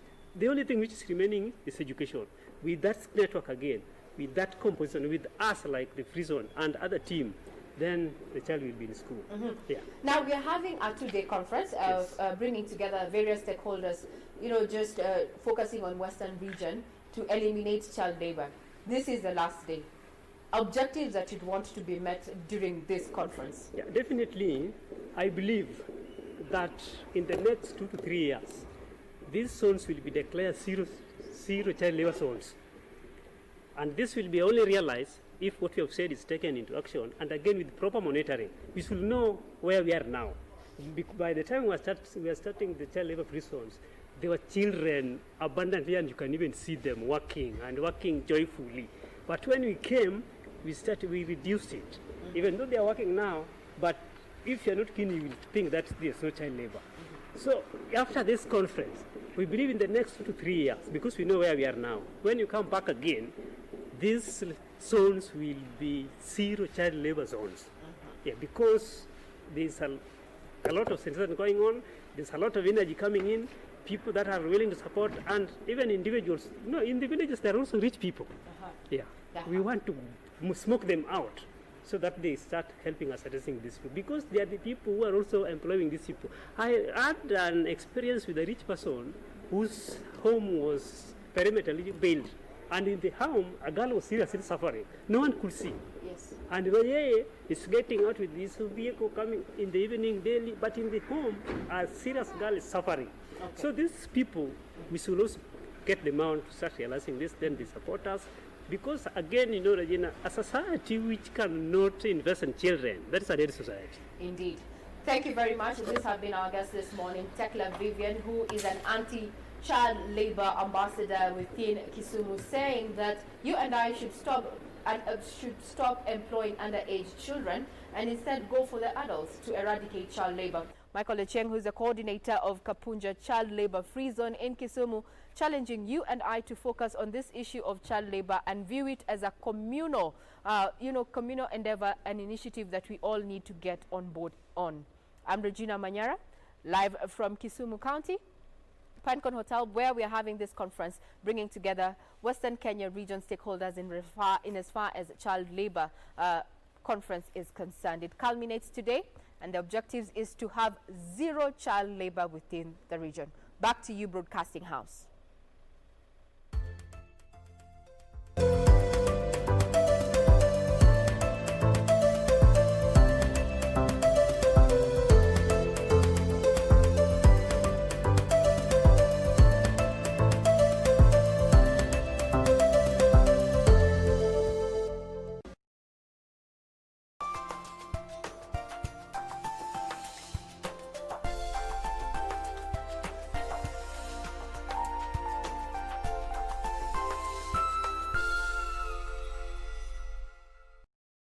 Tonight on KBC Channel 1. How intelligent both the princes are. The third stage, who can use his conscience and find the solution to a problem. Excellent. Excellent answer. Good. Now let's see what Prince Ashok has to say. Though Brother Sushim might be right, but I don't agree to one of his point.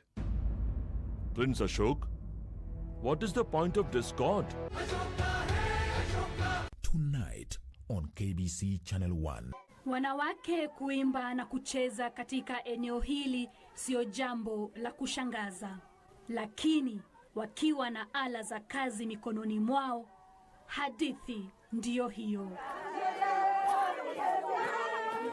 Kutokana na mpango wa halmashauri ya kitaifa ya unyunyizaji maji mashamba, wakazi wa Turkana sasa wana hadithi tofauti ya kusimulia. Wale watu wana mashamba na hawataka kulima, tunasema sasa, kwa nini wewe unaumia njaa na mchanga ndio hii, mvua ndio hii, maji ndio hii?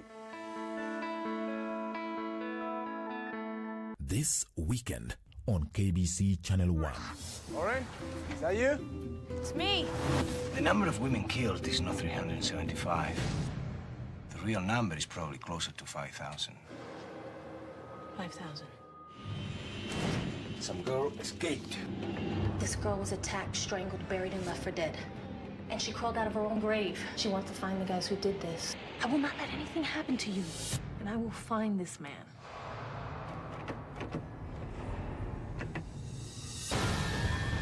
This is an important story. Your story is destroying her. And they will kill you.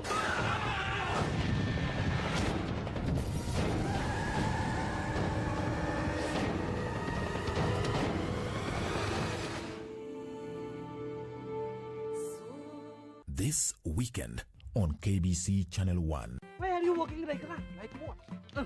Let me tell you, no one cares who you are or what you are wearing or where you slept last night. What do you think you're doing? You know, I wish I could say yes, Senorita, my love, but you know, just make this moment memorable. Oh my God. How about this for a memory? Back off. I said we are done. I meant it then, and I mean it now, Sisha. Maybe she has become a witch doctor. Oh, the spirit angels. Oh, clean this area. Cleanse this room. Oh, you little rat, where the hell did you put my stock? Where the hell did you put my stock? What? I don't know what you're talking about. You took the stock last week. Kinyanjui, do not touch my face. Now look at how much you cost me. KBC, in collaboration with the Kenya Institute of Curriculum Development, is broadcasting enhanced out-of-class learning on radio, television, and online. Catch the lessons every weekday on KBC Channel 1 from 2 to 4 p.m. on KBC English Service and 15 FM from 9:15 a.m. to 5 p.m. and Radio Taifa from 10 a.m. to 11 a.m. KBC English Service, Radio Taifa, and 15 FM are also available countrywide on the free-to-air Signet digital TV platform, or log on to www.kbc.co.ke for live streaming, or download the KBC online app on Google Play Store. Kenya Broadcasting Corporation, ensuring learning no matter what.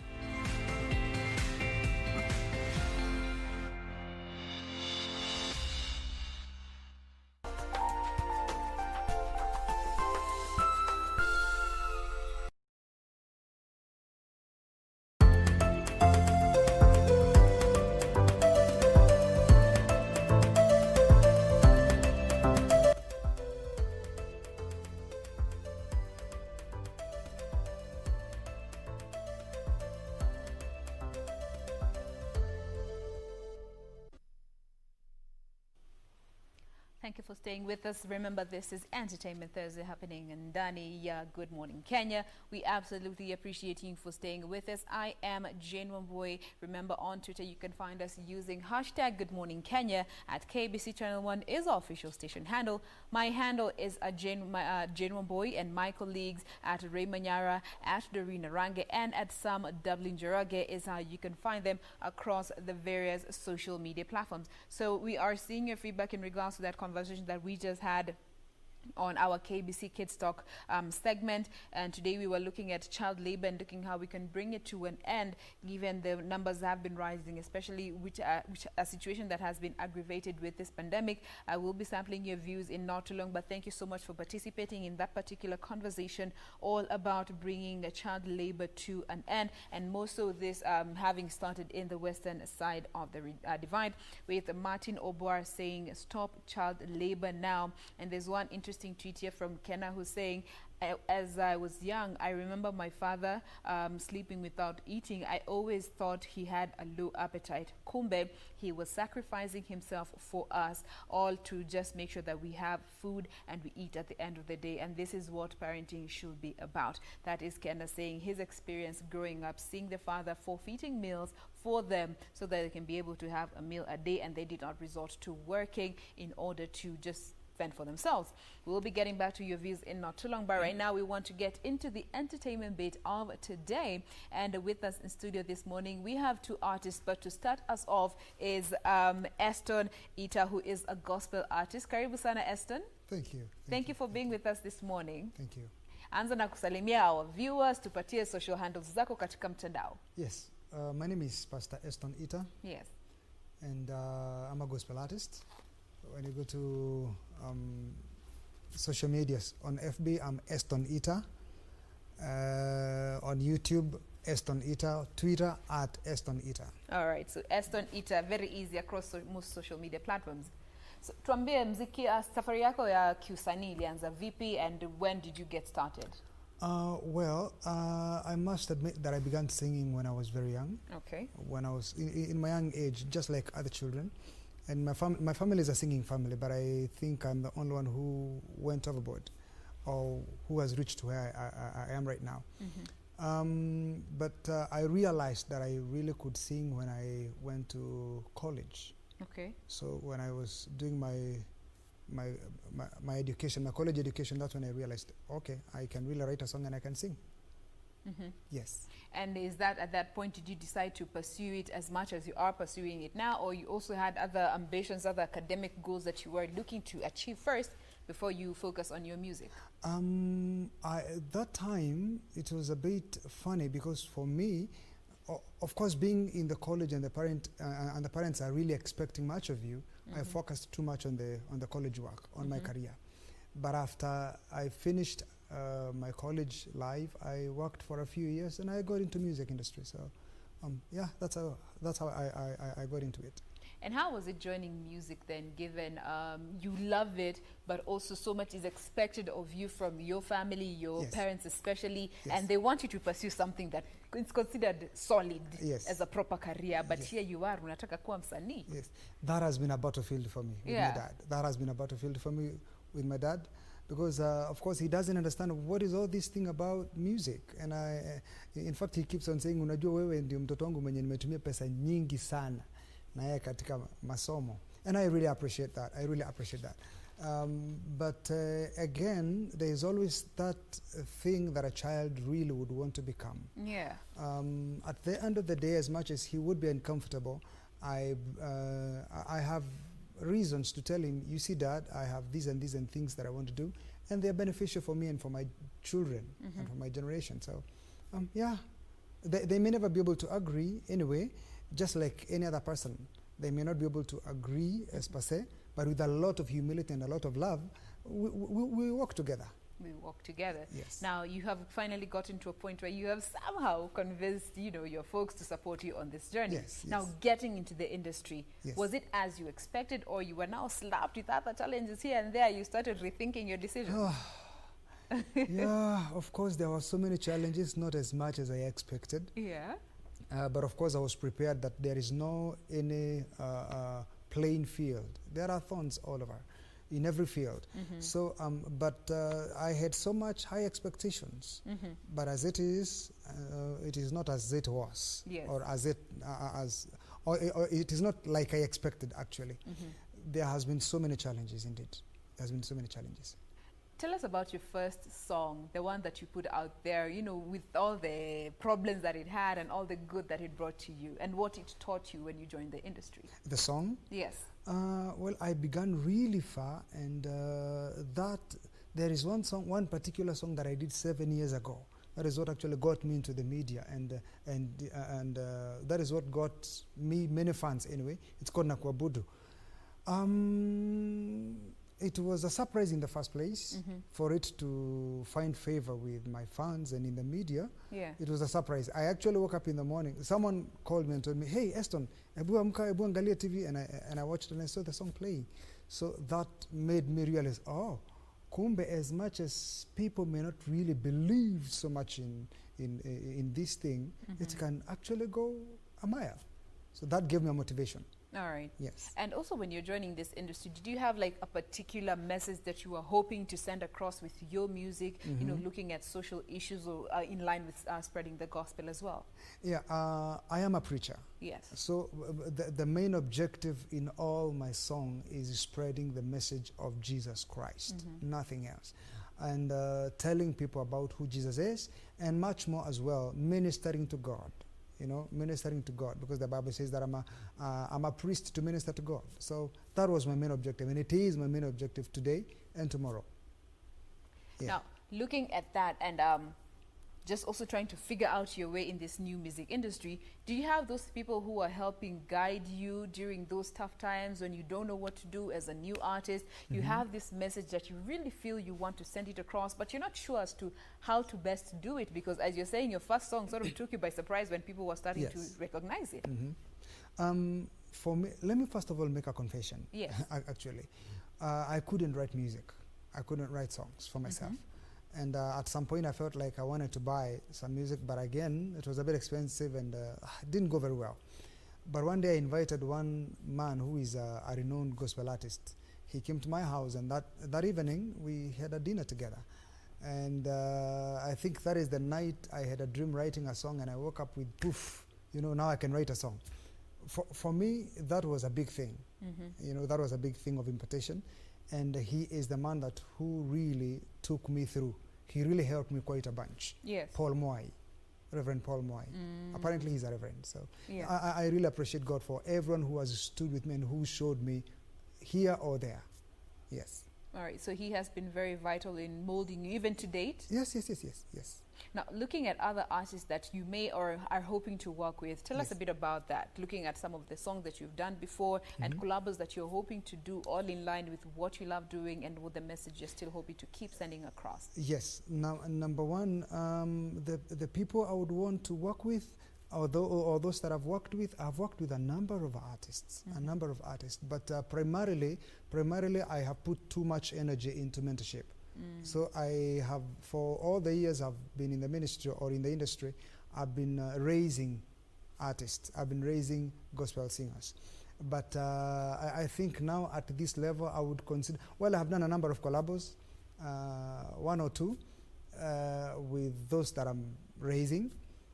But apparently I'm now looking forward, probably next year, I'm looking forward to do another collab now with a person that I look up to, much more than the people who look up to me. Yes. So that should be coming anytime in the coming year. Anytime. All right. Now, you have mentioned that, you are heavy into mentoring young artists in this day and time. Yes. Looking at, your experience with them and comparing it to how things were back then for you when you were starting, what is it that you say you would say is the biggest challenge that is facing our gospel artists, the new generation of gospel artists, when it comes to delivering the message and doing it and staying true to the cause? Because we are seeing situations where now artists are defecting to the secular side of the divide. Yes. Culture shock. Culture shock. In one word, culture shock. Because when a young artist or when someone begins to sing, mtu akiingia katika wimbaji kisha apate jina kidogo tu, aja hit, ameonekana tu kwa KBC or any other station, then kwa sababu ya hilo na hajaionekana mahali pengine, apate tu jina kidogo, anapata kiburi. So it becomes hard actually even to listen again. Some end up really bringing out uncooked things that are not ready, for consumption. And at the end of the day, you also realize some of the challenges that I have faced with them is the wrong objective. Why are you singing in the first place? Well, if you are singing for a particular goal, then until you reach there, you won't divert. You won't change the course. But many people, you see, a gospel song is not a song that mentions God or Jesus or Holy Spirit. But that is what most think. Yes. Unfortunately, it is not. The gospel music, what is gospel? It is good news. Anything that will draw you closer to the Holy Spirit. Let me use the word Holy Spirit. If I use the word God, that is too general. Well, God the Father, the Son, and the Holy Spirit, that's one. But the one in us, the Bible says that Holy Spirit, God lives in us by the Spirit. So any song that edifies you, any song that brings you closer to the Holy Spirit, that is the gospel song. All right. Yes. Now, looking at all that you have said, the fact that so many of them get carried away when they see their songs on TV or somebody has retweeted one of their songs. Would you say that most of our gospel artists in these days, they lack something that truly convicts them and anchors them to the true meaning of what gospel music is? Yes, they lack the truth. And how can they go about just finding that thing that anchors them? Being under mentorship. Let me talk about lack of truth. Okay. You see, again, the Bible says that my people are destroyed for lack of knowledge. And because you have rejected knowledge, I reject you. So if you do not have, and another scripture says that you shall know the truth, and the truth will make you free. It will make, Jesus set you free, fine, but you need to be made free. So the truth makes you free. Now, if you don't have the truth within you, then you will be singing a lie. You'll be singing a lie. So where do you get the truth? First of all, you need a mentor. You need a person who has the truth. So you sit under that person, listen, be taught. I have a father who has taught me the gospel, who has taught me the scriptures, who has taught me the revelation of Christ. And once I have grown, now I can sing Christ and Christ alone, because that's the gospel. Yes, that's the anchor of everything. That's the anchor. And once you have figured that out as an artist, you are not going to be swayed here and there by the industry, because in fact, the if I cut world you short, throws things at you. And when you are at your lowest, that's when something that seems like the way out Yes. presents itself. Yes. And if you're not anchored, you will just go with anything. Any Right. wind that comes, Yes, carries you if away. you remember the scripture, there's a scripture in the book of Ephesians, Yeah. which says that until we all come, some are called to be the apostles, blah, blah, blah, blah, the prophets and all that, until we all come to the unity of faith, so that we will not be tossed to and from by any wind of doctrine. So if you are well anchored, you cannot waver, you cannot be pushed to and fro. So Okay. being anchored on the truth is a primary thing for every gospel artist. All right. Now, take us through some of the songs that you have put out there, from the oldest to the recent. All right. The most recent song. I have done across, I have done 2 languages, the local language and English and Kiswahili. The first Kiswahili song that I did and that I did well was Nakuabudu. Wewe ni Mungu peke yako, tunakuabudu. Kando yako hakuna mwingine, wewe ni wa pekee, umeheshimiwa na wanadamu, tunakuabudu. That is one.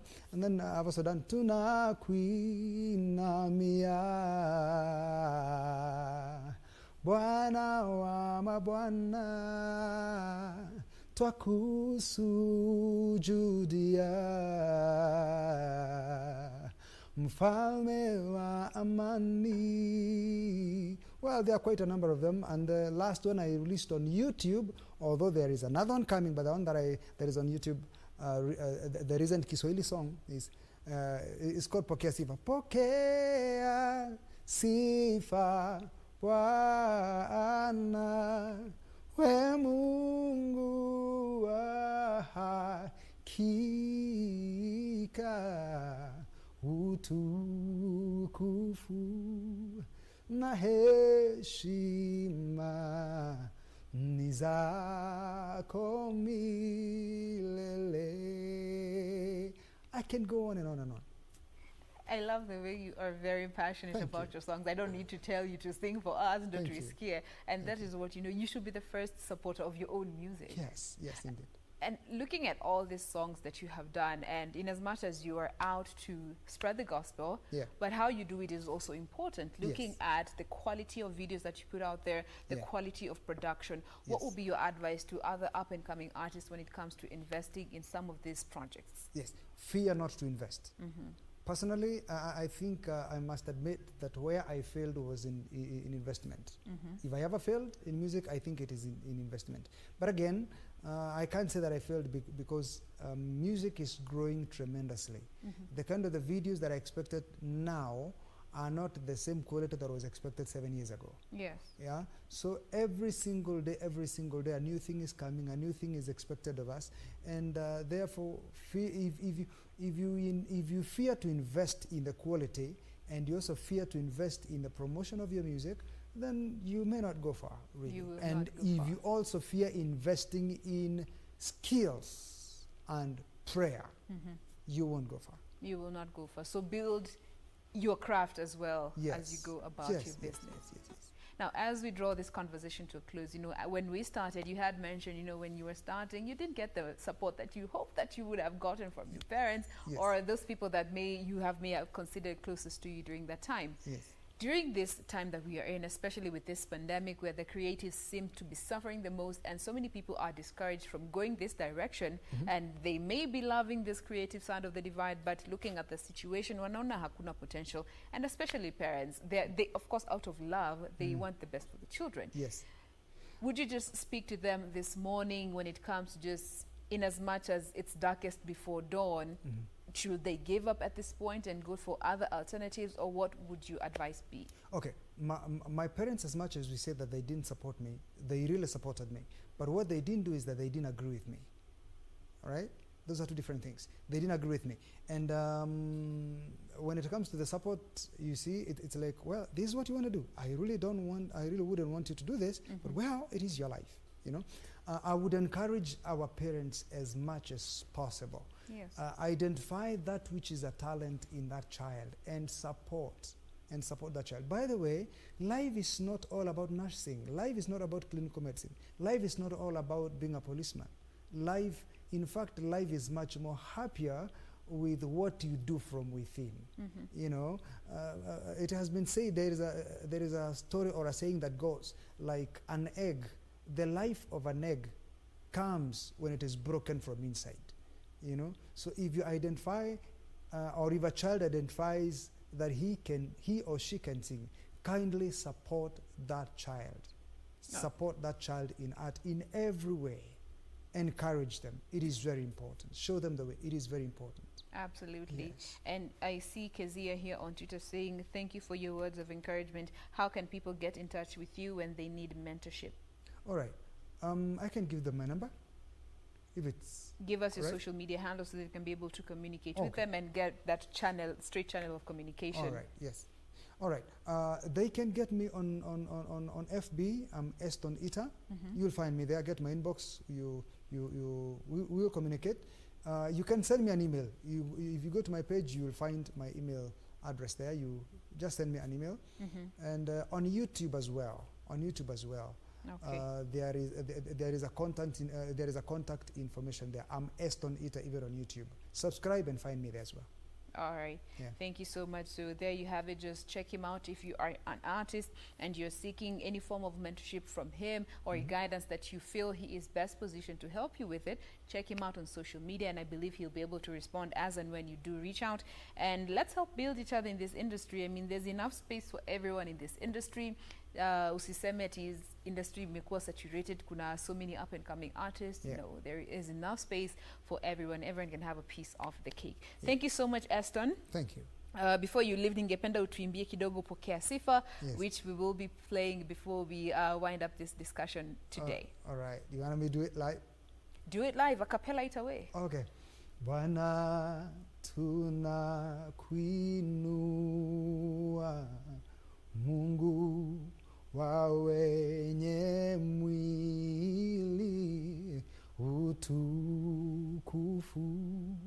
na heshima ni zako milele. Pokea sifa Bwana, we Mungu wa hakika, utukufu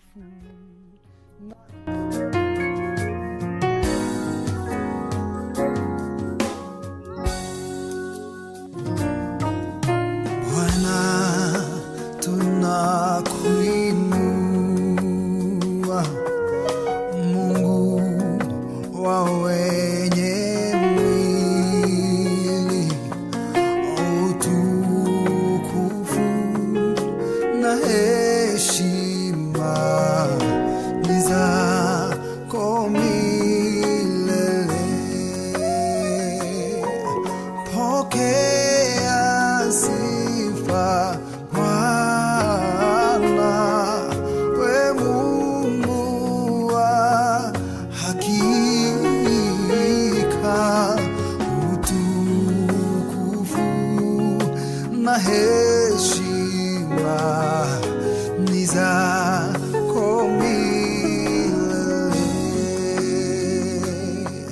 Pokea sifa Bwana, we Mungu wa hakika,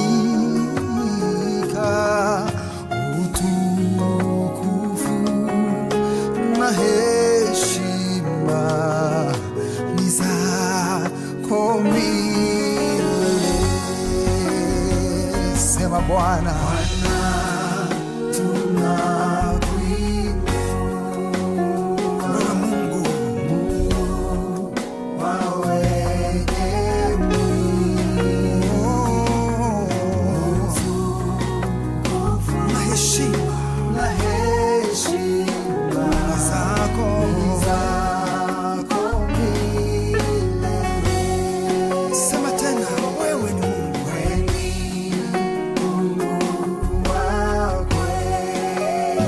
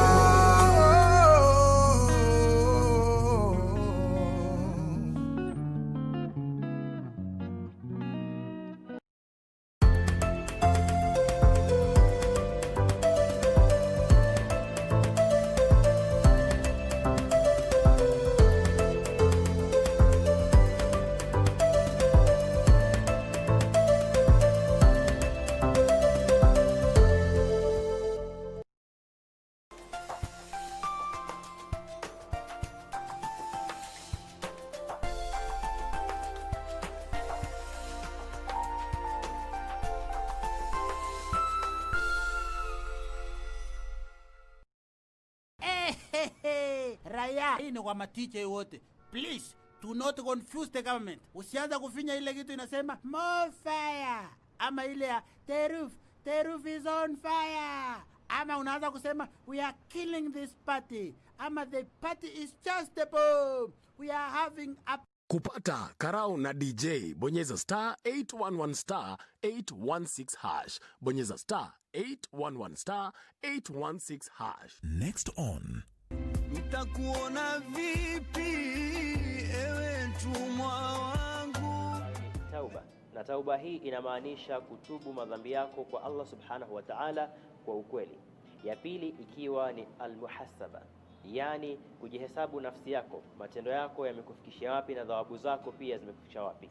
Ya tatu ikiwa ni almuraqaba, kufahamu kuwa Allah subhanahu wa ta'ala anakuona hata kama humuoni. Na ya mwisho ni almujahada, kujitahidi katika kutenda mema. That's the power of remembering Allah. It's the best way to purify your heart. Know you. On the next episode of Kama ulijua huwezi kunilisha mimi, mbona ulinitoa kwetu? Kwa nini ulinioa na kuuliza? Fani ya mwanamke huku kwetu, ni akaendane, mwanaume naye atoke zake akachume. Umeelewa? Mwanaume tena kama wewe vile, lakini ni tajiri wewe. Sisi hatosheki. Nyinyi wanaume ndio wabaya. Nyinyi hata hamridhiki kabisa hata mfanywe nini. Ukiona paka majani, hiyo nyumbani hashibi. Tujeni kazi zenu Next on. Wakati ugonjwa ulikuja, of course ili interfere na everything, especially with the MCing thing, because I'm more of a hype man and an MC. So with the dancing and everything, an MC ni kusimama kwa stage for kwa muda mrefu nini. So hiyo kwanza I had to cut it out. 6-7 years ago, actually it was 2012 December, I got into an accident. Yeah, and I injured my spine. Then doctors told me that I was paralyzed partially. Yeah, so since then up to date, I've been using crutches. Differently abled, differently. This weekend on KBC Channel 1. Wiki hii kwenye mkulima. Sasa mimi huwa tunaenda nikikamua ng'ombe wangu, ninapima maziwa lita 1, natengeneza na 20 liters of water na sabuni. Sasa na squeeze hivi sabuni natoka povu, nikiweka nikinyunyizia mimea yangu haiwezi haribika.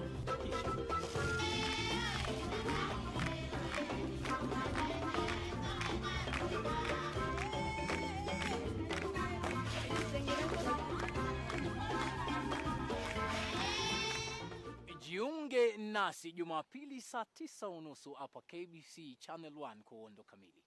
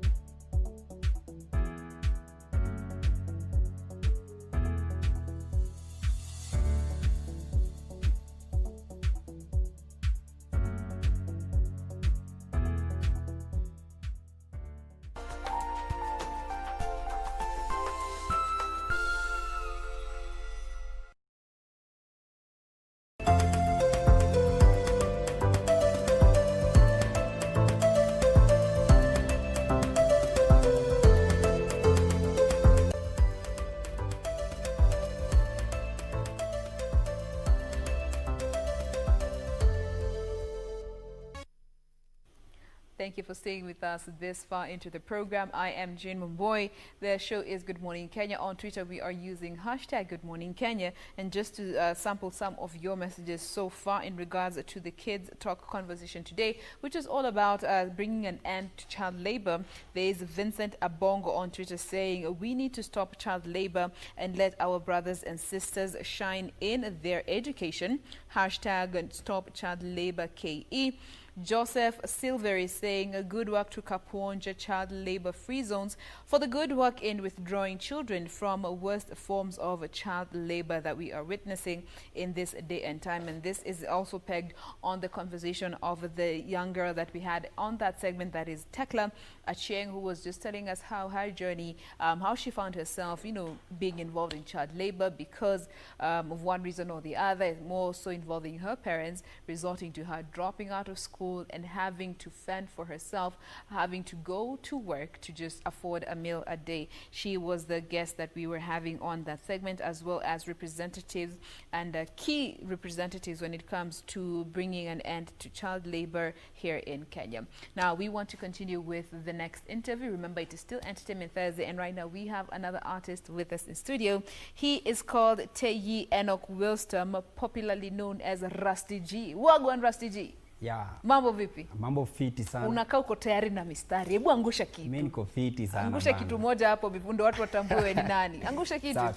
Yeah, stand up Nairobi, Rusty G na zidi ngara. Lazima kieleweke na wasalimu mashabiki mnaopenda wetu mziki. Wanaleta viji mambo Jona Kombo ni shahidi, Rusty G na toka Bongo. Kenya ndo nyumbani, Jona Luanda ndo mtaa, msanii nilizaliwa na Kibera kulelewa. Kiswahili changu safi, chanzo kuwachanganya wasanii bila kisomo, na wafunga mimi domo na tema bila kipimo. Ukisikia nimeaga, hicho changu kikomo. Nimeteuliwa kwa wasanii walio wengi ili niwakilishe taifa langu, jamii yangu. Kwa hizi changamoto tunapata kule ghetto, huu ujumbe mimi natuma sijui utafika lini. Manake fani yetu wengi wanaiboronga. Lazima ukate panga ili uweze kupenya, na huo ndo ukweli wa muziki hapa Kenya. Yani tuko locked and good morning man. Ra! Yeah. Ra! Thank you so much. Karibu sana Good Morning Kenya. Yeah, nashukuru sana. Watu wanaweza kupataje katika mtandao wa kijamii? Mtandao mwanzo nipata pale Instagram, na nipata kama Rusty G 254. Pale Facebook Rusty G. Alafu Twitter Rusty G 254. Alafu pia pale YouTube ni Rusty G 254. Rusty G 254 yeah, kila mahali yani. Na inaonekana unapenda kurap sana. Wewe unaimba wakati some other times ama ni kurap tu ndio your stronghold? Okay, napenda kurap, but unajua wasanii hubadilika, watu hubadilika, but mostly nimebe sana kwa rap because I feel kwamba rap inatuma ujumbe. Unajua mimi napenda muziki sana ambao inatuma ujumbe. So I think kwa rap inakuwa ni safi sana, unajua. Ndio imekuwa stronghold yako. Yeah. Na ulianza aje usanii wako? Okay, usanii nilianza way back. Nilikuwa na interest na usanii since nilikuwa high school. But now then mimi nimezaliwa Viga County. Kule Luanda yani, unajua. Kwa Luanda Magere. Luanda iko Viga County kule Western.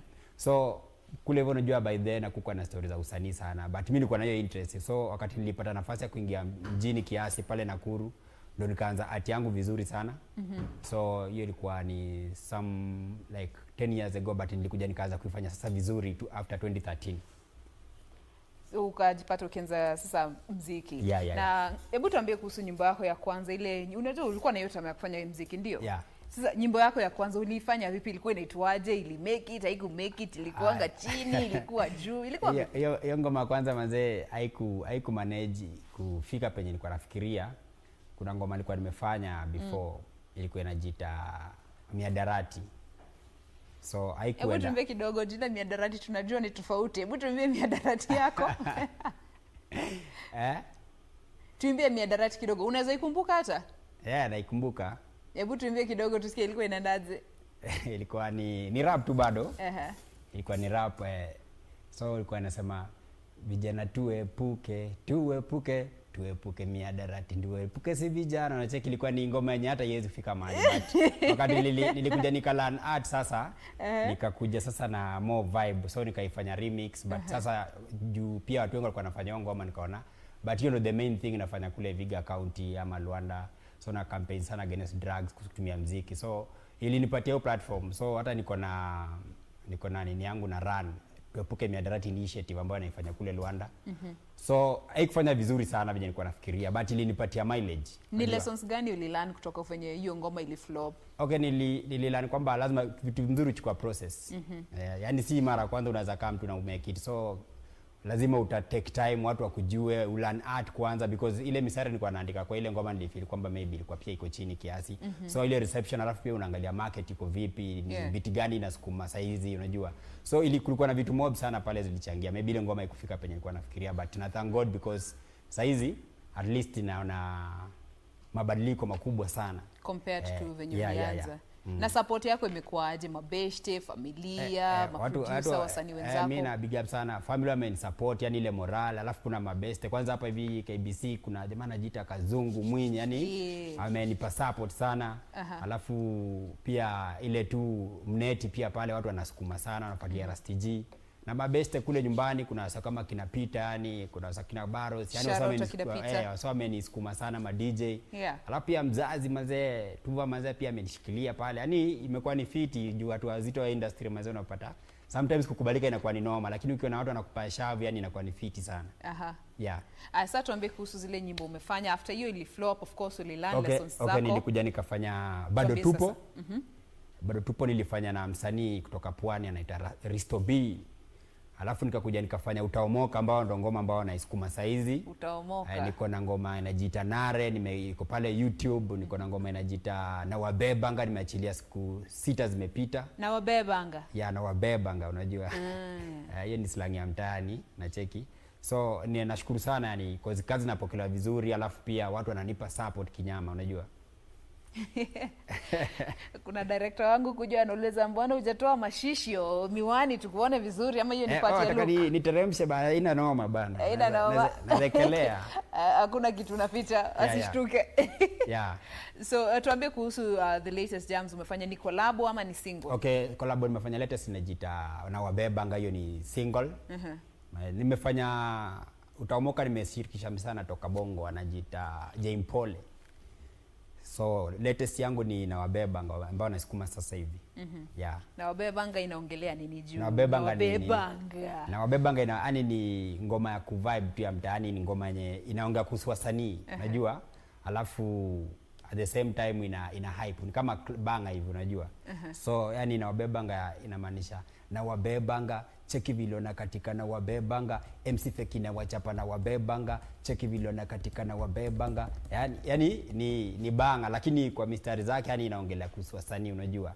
Wasanii tunakasumba, tunapenda kujigamba na mafasa tujawabamba. Kumbuka konokono pia anagamba, lakini gamba lake linamalizwa kwa chumvi, kichwa kujaa mvi, hiyo sio hekima na kikongo kimtazama hutakosa wela wama. MC usijisifu na beef haikufaidi, uliza hata Yusufu, kijana wa mtukufu, mashairi ni ujumbe ili yalete sembe, na hiyo ndo sababu the jembe anapepea. Wakati wasanii Kenya nasi tunalegea, huu mziki kweli kazi, wengi mnauchezea. Wakati wenzetu nchini ndio wanategemea, wanaishi majuma mazuri na kung'ara pampa safi, hadi kwa tazama utadhani ni Gaddafi. Shida yetu wasanii wengi tunaabudu pombe.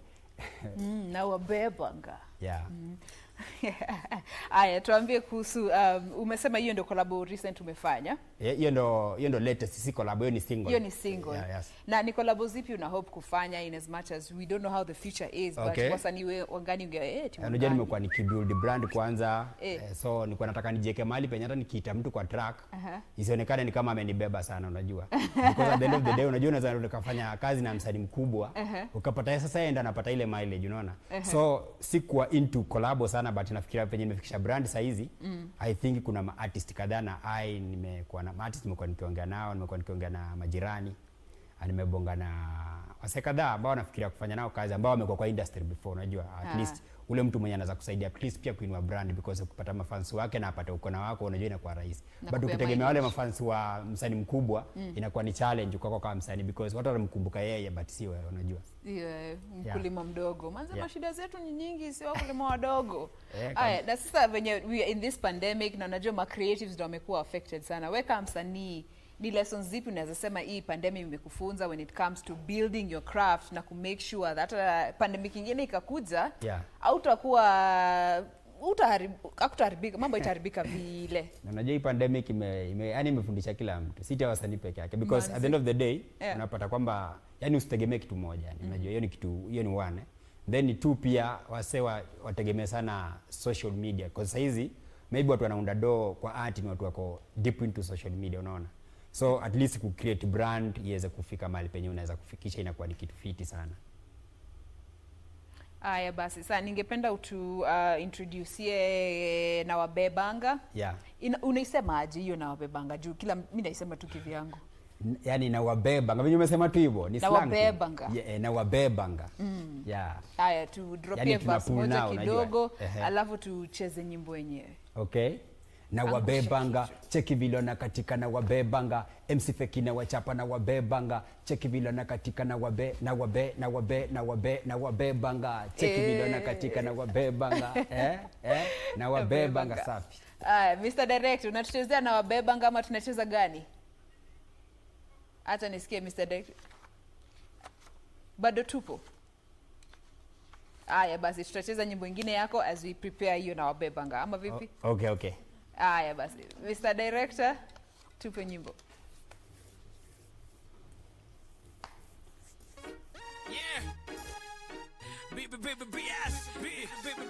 Yeah, niko na Rasta G. Bado tunakopa, bado tupo. Fanye nini? Bado tupo. Risto Rasta G. Bado tupo. Fanye nini? Bado tupo. Bado tunakopa, bado tupo. Fanye nini? Bado tupo. Risto Rasta G. Bado tupo. Fanye nini? Bado tupo. Stand up Kibera, Rasta G na zidi ngara, lazima kieleweke na wasalimu mashabiki mnaopenda wetu mziki, wanaleta viji mambo na kombo ni shahidi. Rasta G natoka Bongo, Kenya ndo nyumbani na Rwanda ndo mtaa. Msanii nilizaliwa na Kibera kulelewa, Kiswahili changu safi chanzo kuwachanganya wasanii bila kisomo, na wafunga mimi domo na tema bila kipimo. Kisikia nimeaga hicho changu kikomo, nimeteuliwa kwa wasanii walio wengi ili niwakilishe taifa langu, jamii yangu kwa hizi changamoto tunapata kule ghetto. Huu ujumbe mimi natuma, sijui utafika lini, manake fani yetu wengi wanaiboronga, lazima ukate panga ili uweze kupenya. Bado tunakopa, bado tupo. Fanye nini? Bado tupo. Risto Rasta G. Bado tupo. Fanye nini? Bado tupo. Bado tunakopa, bado tupo. Fanye nini? Bado tupo. Risto Rasta G. Bado tupo. Fanye nini? Bado tupo. Wanasema napenda rap, kijana toka Mwambao, wenye chuki na usahau, nakala safi mpaka kwao. Wewe unataka kunistop, mara umedouble tap. Risto baba lumi, changanya wajinga kila saa, mahali popote kivyovyote na kuliwaza saa yoyote.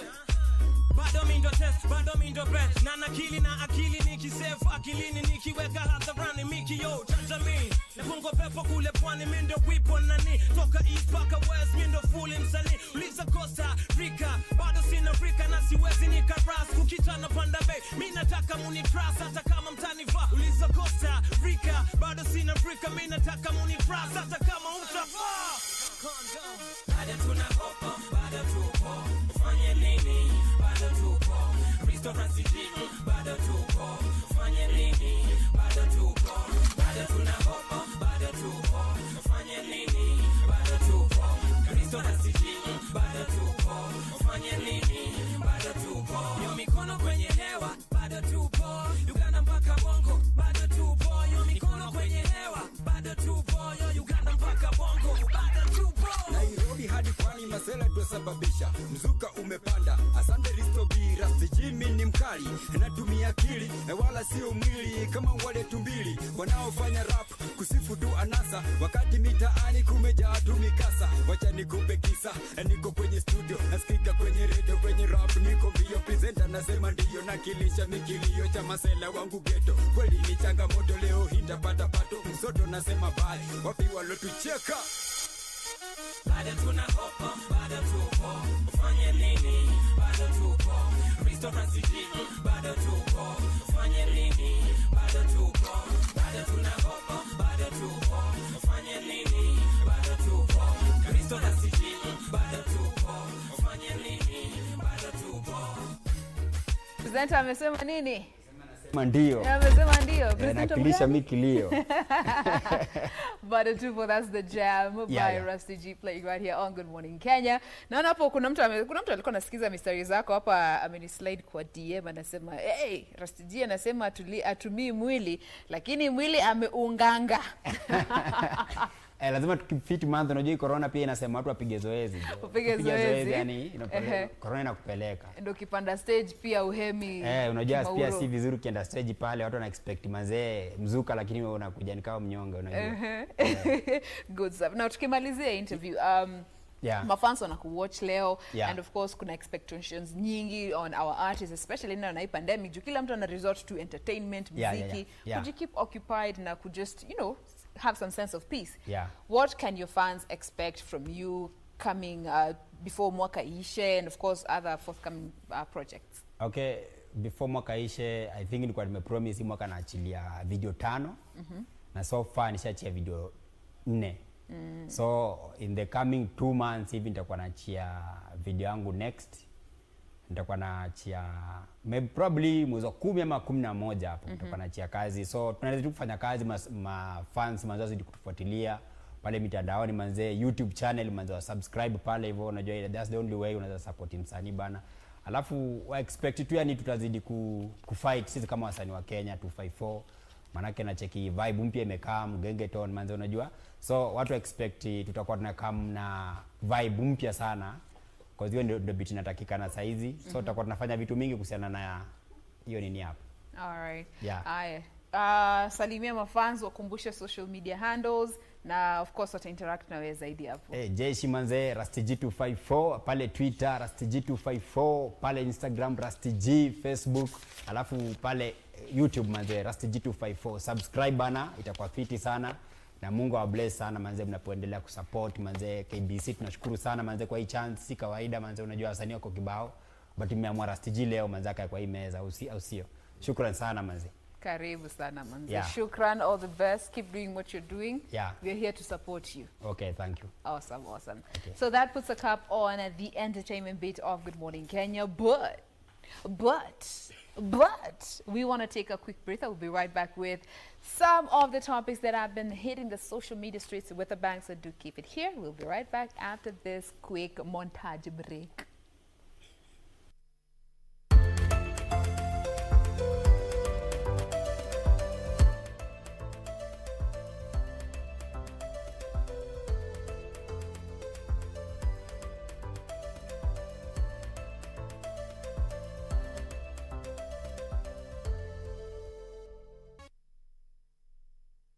And we're back again. Now, we want to get straight into our trending topics segment, and of course my colleagues will be joining me in this, and this is where we go all out, manze. We get to share with you some of these stories that have been creating quite the buzz on the social media front, mostly social media front. Some of it has hit mainstream media, but mostly social media, and we welcome you to be part of this segment, by the way. Share your thoughts, your comments in regards to these topics. I will be personally reading them before we get to wind the show up. So joining me, of course, my colleagues Madi and Sam here in studio, and let me just get straight into it and this first story. And I quickly just want to get your thoughts on this, guys, because we'll be having some random conversations around relationships here on Good Morning Kenya, and there's this particular incident that took place.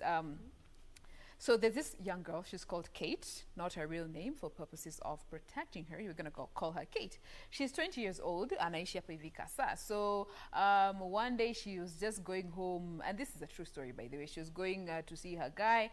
Akifika at her guy's place, waiting for the guy to come, anaachile came. And she said she's also there to see the guy. And kumbe, they were both dating this young gentleman. So in a spate of rage, wakaanza argue. Then the dude showed up, and it ensued into a really nasty situation. And Kate got so mad that she went into the boyfriend's house, chukwad a whole knife, and came out chasing after this other mama who we call Sharon. So kujaribu kustabu this other chick, running after her up and down. They actually ran up the stairs. She eventually actually stabbed this other chick on the back. Literally, she was stabbed in the back. No pun intended. But just looking at that situation, I mean, in this day and time, and I want to just ask you guys quickly, when you find your partner messing around on you, do you take it out on your partner or the person that your partner has been messing around with? Let's start with you, Sam. Oh, wow. Because it is the dude who was messing around in this situation. I What do don't you- hold brief for the dude or any other dude for that matter, but there's one thing I keep saying on this show, and I've said it over and over again. Uh-huh. It all begins with you. Yes. Self-love is very important. Do not go making other people victims of your lack of self-esteem. This whole thing that I'm fighting for a relationship, I'm fighting for it. I mean, it's all, frankly speaking, not right. And there's one thing I also believe in. You see this thing people tell each other at you're my happiness, I make you happy, you make me happy. That to me, frankly speaking, should never exist. It's a question of you make you happy. Let me make me happy. Then let's share our happiness. But please, again, I digress. Maybe this is the 21st century way of looking at cohabitation, marriages, situationships, relationships. Amani aje, Doreen? Wow, I'm just thinking about that story and as how Jane has And these are explained 20-year-olds, by the way. And because nilikuwa na feel tu inaitwanga kudhivi vile ulikuwa unasema Kudhivi, but the Kodhanio. ati alimstab like what Imagine. Tutaka hapa tuongee about relationships, and also I think what has been interesting is that we don't miss a chance to talk about relationships simply because I think we are relational beings. As human beings, we are just made and created to be relational. It could be in a romantic relationship, colleague-wise, friend, whatever it is.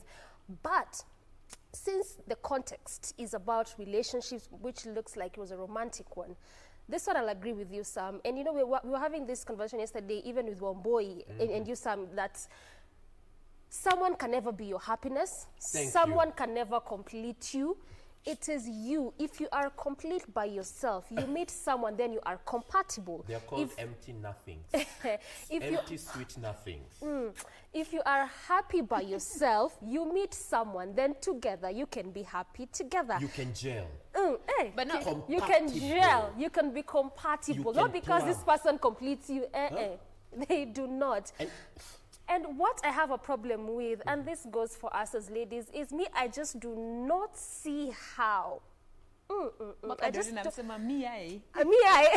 You refuse to can. It's because actually, by the way, I just don't see how you can fight another lady. Okay, huyu alienda sana yes na kisu, but hata hizi ati mdomo mnabishana because of a guy. I know. And then are we even missing out the fact that they're 20-year-olds? No. What are you Kasarani, doing? by the way. What are you doing? Mentorship kwa relationship imelack. What are you doing in a relationship at the age of 20? No, you can be in one. Have fun. They're at the age of 20. Have fun. Do you improve yourself? Invest in yourself. Create a package that will be way marketable 5-10 years down the line. But Sam, at 5-10 years down the line, Sam, in as much as you wish all those good things to this 20-year-olds, 20-year-old you does not know those things right now. I mean, where you are right now, you know better. Things I was 20. No, you know better now, right? Yeah, you know better now as Sure. opposed to how you were when you were 20.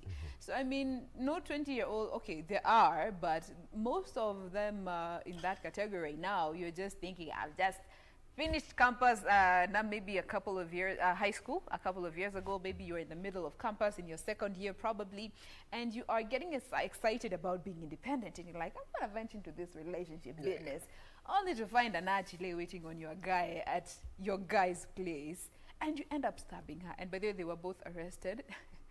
They're set to be arraigned in court later on It's so this sad. month. It's so sad. And come to think of it, it's just 2 years since they got their IDs.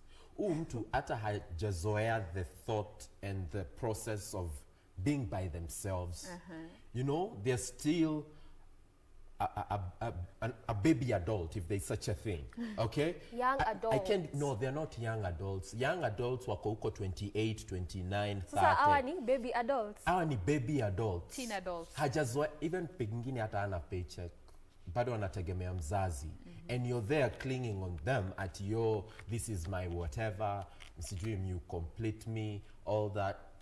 And to make it worse, they were actually released on bail of 200k each. So imagine who had to pay that. Who had to pay that money? Parents. Na hii COVID. Imagine. But ladies and gentlemen, please stop going after those who your partner has messed around with. It's very wrong. Deal with that situation with your partner. It is them who decided to go that way. So dealing with that other party, it will not help anyway, because you'll just argue and then they'll go about your day, and then you get back to this other person that you are in that relationship with. And that kind of drama is of course rated. It's not suitable for persons under the age of 25. Okay, 25 and above, we can start having that conversation. 25 and Wait, below. ebu ngojea. Doreen, sorry. Mbona na feel nika niko attack? Turudishe hiyo threshold chini kidogo, tuweke 23. Doreen niaje? Mbona na feel kama Yeah. All right, Oh my but what do you God. guys think about this situation? We are seeing young people these days being involved in crimes of romance. It's called crimes of passion. Yes, Of crimes of passion. passion, romance, ending up in situation, and you are stabbing another chick in the back, literally, and that's supposed to be a saying. And I have a problem with anyone who puts crime and passion in the same sentence. Why? Those words were passion. not meant to coexist. Yes. Honestly, they were not meant to coexist. They're on the So extreme ends let's of the do spectrum. better. Let's do better. Let's do better. Kindly. And especially for our millennials, Manze. We need to do better. All right, let's now move on to the second story. And this is what is happening down in TZ. Kude TZD. Now, we all know Magufuli. He has been known to say stuff that, may not really be considered mainstream or presidential or Tanzanian-like. So in his latest address during one of his campaign, he's on a campaign trail with his party, CCM. And when he was addressing some of the crowds in TZ, by the way, they're not worried about corona, by the way, because looking at that crowd, hakukuwa na mask, and he actually pointed out, nimesahau ya jina ya mask na Kiswahili. Barakoa. Barakoa. Got you. Hapa hakuna mtu amevaa barakoa. Mungu anatupenda. Those were his words. And while he was giving that address, he was key to say, let me actually get to you what his exact words were when he was telling Tanzanians to stop being lazy, because birth control is a lazy way of living. Wow. Taking up birth control is a lazy way of living. So he said, and I quote, "Those going for family planning are lazy. They are afraid that they will not be able to feed their children. They do not want to work hard to feed a large family, and that is why they opt for birth controls and end up with 1 or 2 children only. The government has worked, It has worked hard to provide you with all the services, and this is why I have been telling you, give birth freely, give birth freely. Stop planning your families. Our women have breasts for breastfeeding, we have milk, we have strong men and women, and we will be having a free primary education in the next 5 years." End of quote. And mind you, he has 2 kids. I was just about to We will be having free primary education in the next span of what? In the next 5 years, Make that it is free when we'll fast. have Why would- free you know, primary education. It's very interesting that for African governments, you keep saying that the government has provided everything for you, so you can clearly do anything. And hizo ziko on paper. We want it to be done first before you tell people what you think they should do. And then the issue of children, even if you feel whatever suits you. So why would someone say you need to be giving birth because you have things for you to use? You're being called lazy. And why should it be societal pressure, how many children you get? It's Why what should it be fits you. informed by that pressure? And yesterday also we were talking about this, guys, the need not to conform, especially societal because we were talking pressures. about careers Yeah. yesterday, and how some people cannot take up some career path because they feel it's either masculine or feminine. But truth be told, people should understand on a broader spectrum what is happening in Tanzania. It's electioneering year, and unlike our politics right here in the country, Tanzania's politics is based on socialism. Ujamaa villages, dating back to the creation of Chama cha Mashinani by the late Julius Nyerere. So he has to give a message that agrees with the worldview of the people, and that is socialism. Now, when you look at socialism, unlike capitalism, with socialism, it's all about society and growth.